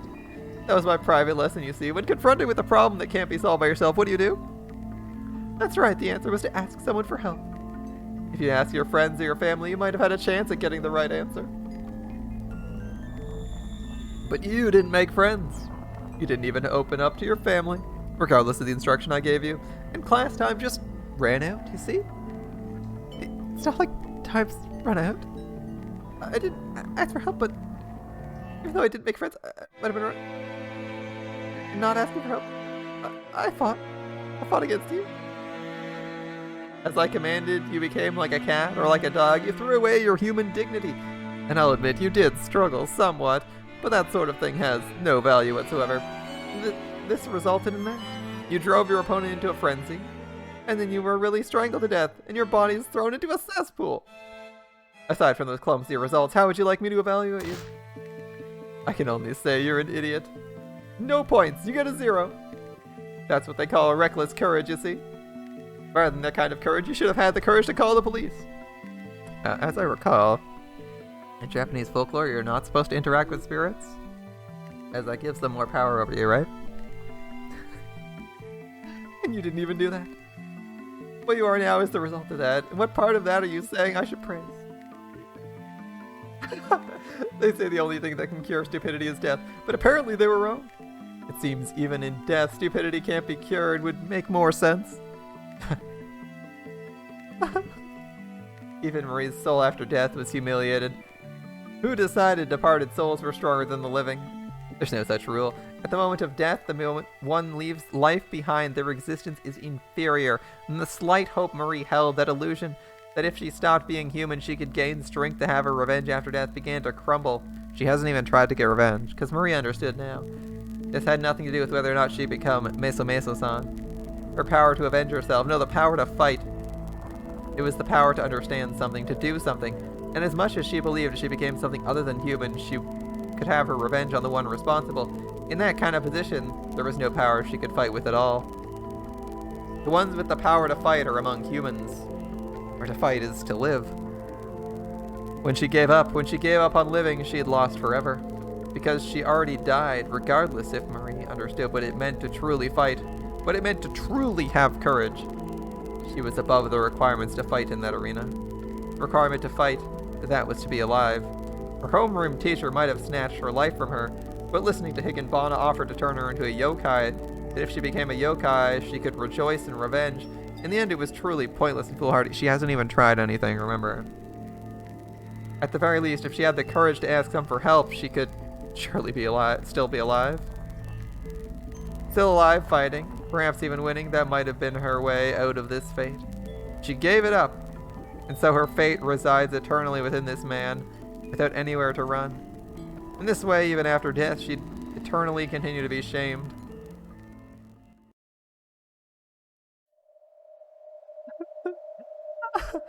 Marie's voice no longer came in sobs, they could only be described as wails.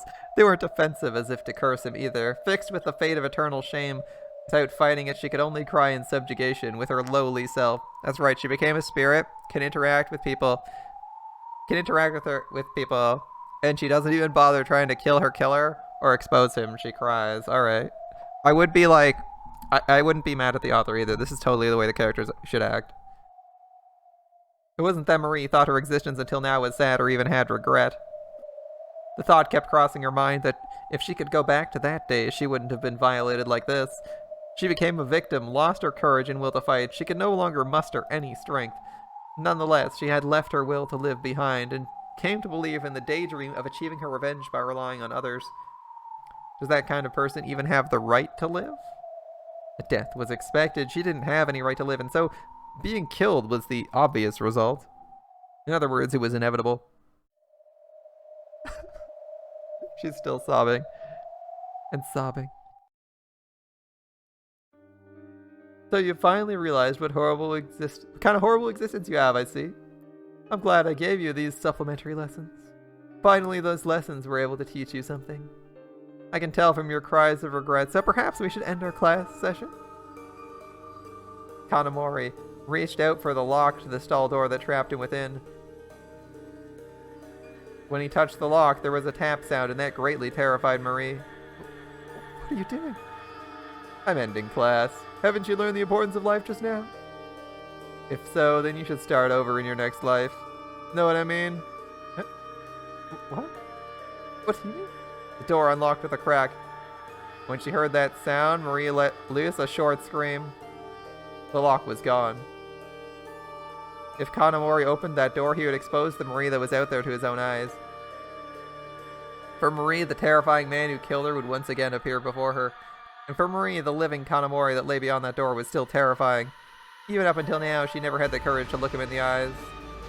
The Kanamori already had the courage to look directly at dead Marie's ghost.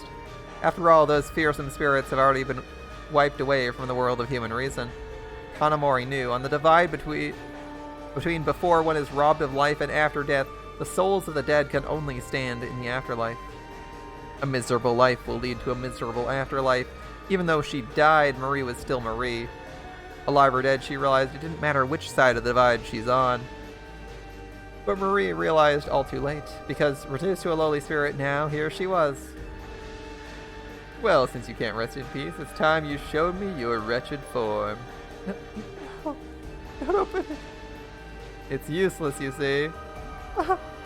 With the cruelty of an executioner dropping the blade edge of a guillotine, Kanamori threw open the door. It was a bizarre scene. Even though he'd opened the door from inside the stall, he was still there, in the stall. But Marie's figure was there. With the same appearance as the day he killed her. The same right sleeve missing a button. With a wound left on her throat from where he strangled her to death. Marie uttered a frightened squeal and backed off, but it was already a small stall as is. With no place to run, her back was quickly up against the wall, and she began to tremble. As she quivered in fear of Kanamori, her eyes pleaded he not come any closer. Truly, you're a helpless dunce. There's no test worthy of a student as bad as you. In your next life, be sure to think about what I taught you. I'll be praying you get a more worthwhile existence. What do you intend to do, Sensei? Well, since you appeared before me like this, it seems to me you haven't fully realized you've been killed. I'm saying in order for you to fix things in your new life, Sensei's gonna once again strangle you to death. The state of panic spilled over from when Marie was alive. The pain she felt when pinned to the wall of death was something only the dead could understand.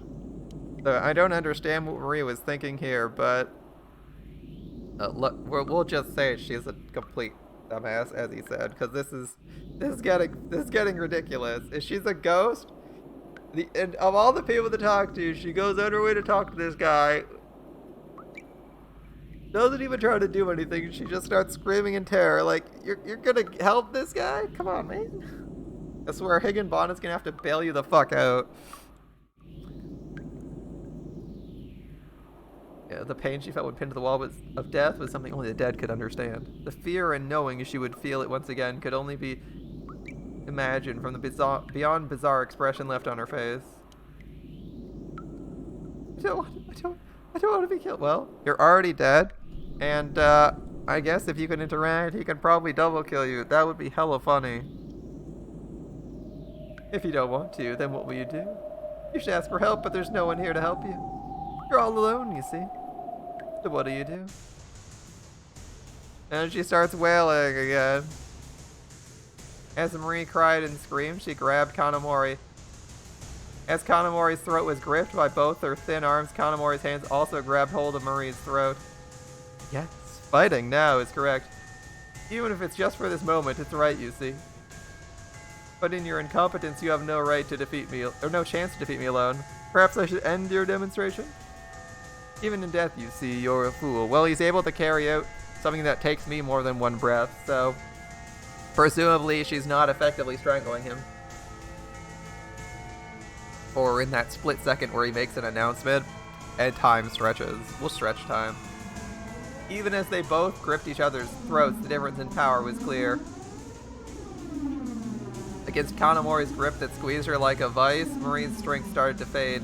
And before she knew it, her arms no longer sought to choke Kanamori's throat, but instead changed feebly to resist the force of Kanamori's arms. How many challenges are there in this world you can't win alone? In order to surmount them, people borrow power from society. In your final days, you ignore that, and you've come once again to repeat that mistake. If you can't rest in peace, feel free to visit me as many times as you like. Over and over again, I'll make you remember the pain of death. I'll strangle you to death forever and ever. In Marie's mind, the fear and pain from when she was driven to the border between life and death returned. And with her dead body, she moaned with the pain of her neck being crushed. Now you will die again, Marie Moria.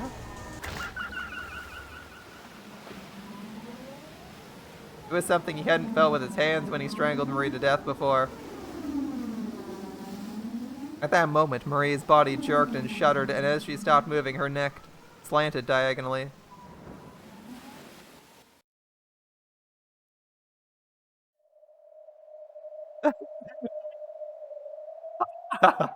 Without loosening his grip, he continued to strangle her as he laughed like a devil. At that moment, a voice that couldn't have been there came in an echo. Game set, I see. As for which of you is more suitable to be Mesa Mesa-san, clearly it's been decided.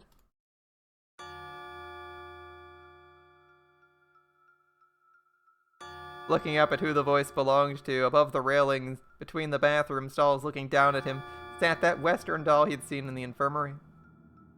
For Kanamori, who could now understand the existence of non-humans, this sort of thing didn't seem eerie. He thought she was surely a witness to his formal duel with Marie. And so he grinned and said, I suppose. This is game set. For a vessel like Moria-san to become Mesa Mesa-san, it'd be better if she never attained a post as one of the... for a vessel like... Well, I'm gonna read this. Like Moria-san's to become Mesa Mesa. It'd be better if she never attained a post as one of the yokai eternally passed down in this school. See, allowing her the lowest seat among the school yokai is far too inappropriate. I think someone like yourself and your wickedness better fulfills the role, you see. It's someone like you, even among the school yokai, you'll splendidly fill and protect that seat. If a human like yourself joins us in the lowest rank, even I'll have to be careful. I see. So this is a test you school demons have made to decide who's more suitable to become Meso Meso-san? How cliche. That's right. We voted, but there are 3 votes for Marie and 3 votes cast for you. I abstained and made a different proposal.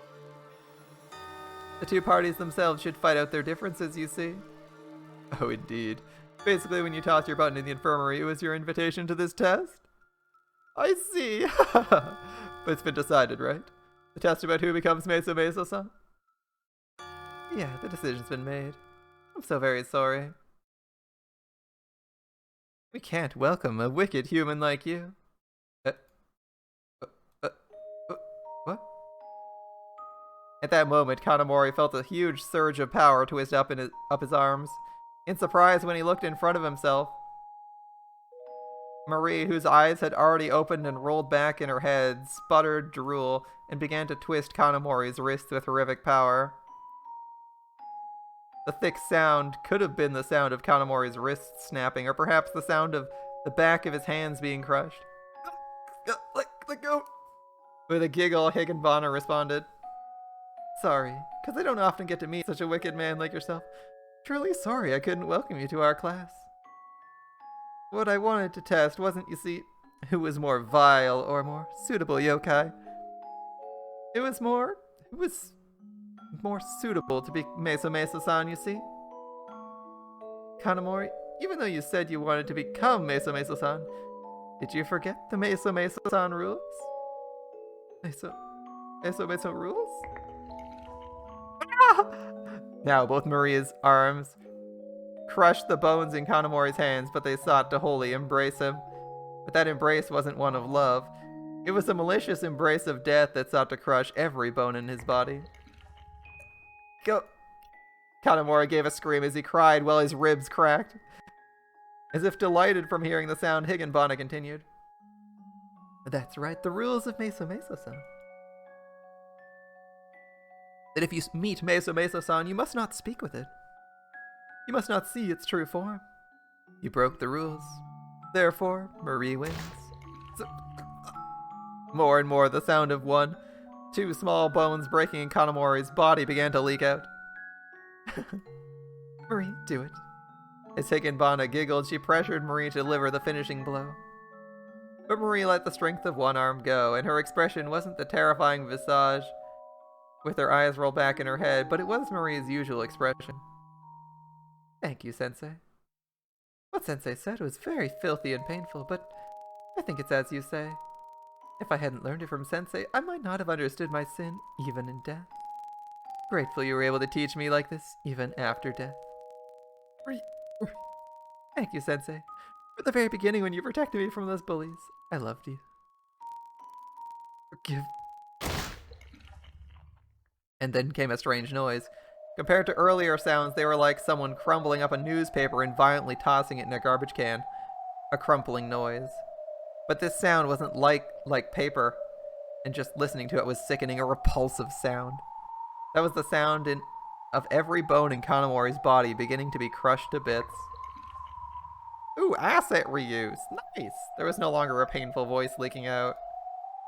His mouth overflowed with stems of blood. I thought the red was familiar too, but now we're seeing a similar jaw pattern. This is the second jaw pattern, right? There's 2. Either that or he's just reused the exact same art style. Let's assume it's new. His mouth overflowed with streams of blood. No painful... At the sound that could be heard gushing from there may have been Kanamori's dying agony that had been denied even being put into words, or it could have been the heaving sound of everything from his lower intestines to all of his organs being squeezed out of him, one couldn't tell which. And then came the sound of the largest bones in his body folding with a crack. Then all that could be heard were the cries of insects in the night, and the 2 school yokai were alone.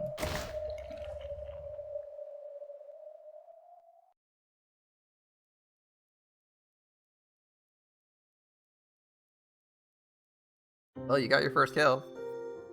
Congratulations, Mesa Mesa-san Marie. You've been chosen. Can you hear everyone's applause? No?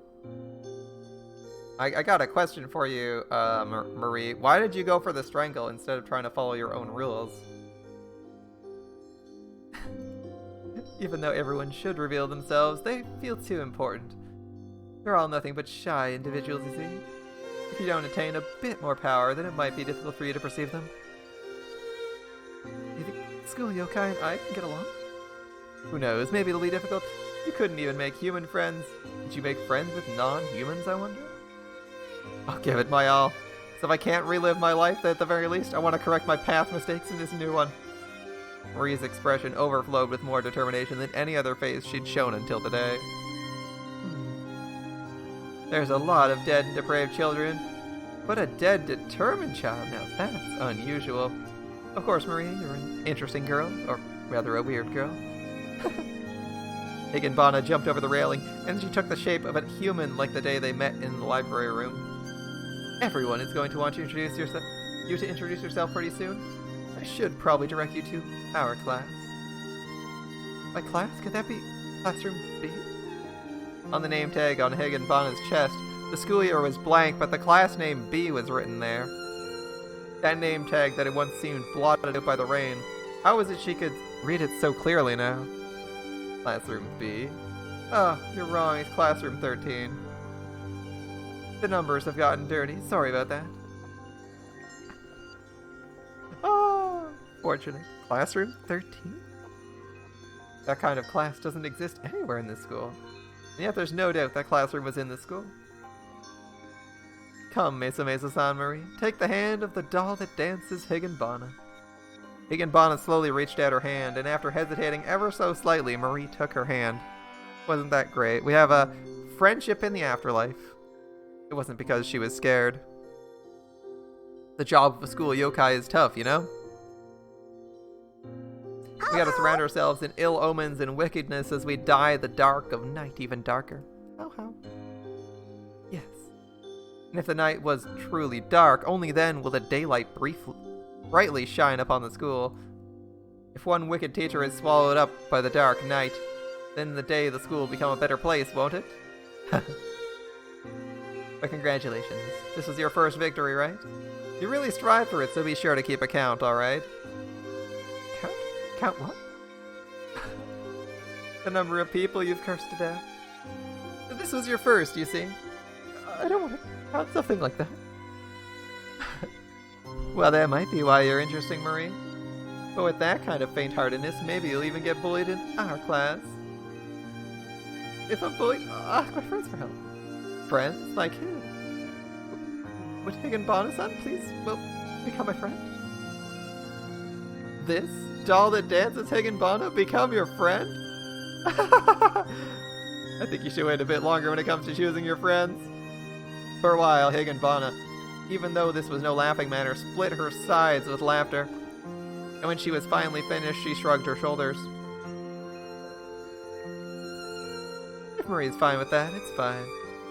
If it was someone who knew the real me, then I wouldn't take up such a reckless proposal. Perhaps ignorance is bliss. Higanbana-san, you seem cold-hearted, but well, I think you're a good person. Really? Yeah. That bother you? So she's in the nurse's office. Is she someone who was murdered there, or was she a nurse who murdered people? I wonder. Is this a mystery to find out who Higanbana is? Or her mystery? Thanks. Higanbana let go of Marie's hand and walked down the hallway alone. It's this way. You see? The hallway extends. It won't come out for humans and they can't see it. But do you? Yes, I can see it. The impossible hallway extended far away into the darkness. When she was human, there would have been a wall there, but now the hallway stretched far into the distance. Then come. Following after Higanbana, Marie entered the darkness.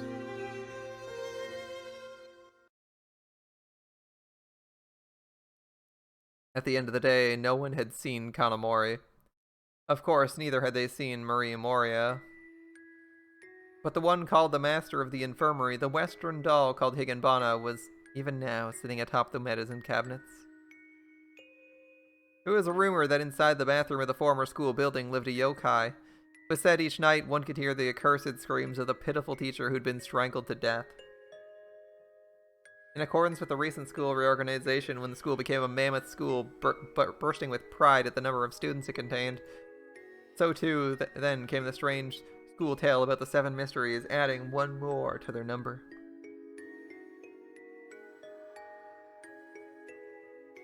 Pepperoni.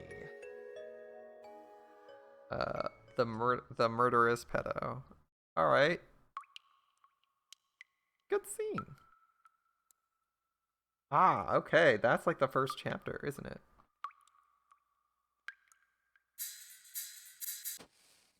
That was Mesa-san. Ooh, there is more than one chapter. Interesting. Glossary. Those are the 3 yellow text, right? Mesa. Mesa is the sound of someone sobbing, usually after losing their self-respect or from having low self-esteem. Often the head hangs limply as the person cries. Ah, interesting. Okay, so that's what it's intended to mean. Hey guys, Ethereal here. I recently finished the 2nd chapter of Higanbana, and I figured I'd attach a bit of conclusion to the end of each of these videos. So, first chapter, Mesa-san. This is a really strong start, honestly, from Ryukishi. So I initially thought Umineko was too long, and this shorter form seems to be a little bit better. His pacing, at least for the first chapter, was very solid. I wasn't bored. I wasn't waiting for something to be done. Now, while the material was a little bit dark, but it was quite interesting, with like a bit of a twist, you know? You're not sure whether or not to trust Higanbana. I mean, her name is a bad omen. The character's a bit suspicious, and then it leads to you dying, and, you know, in the end, it feels like she kind of set you up to get killed, which, it's, you know, you don't really know whether or not you should trust her or not, but I think that's what some of the fun, right?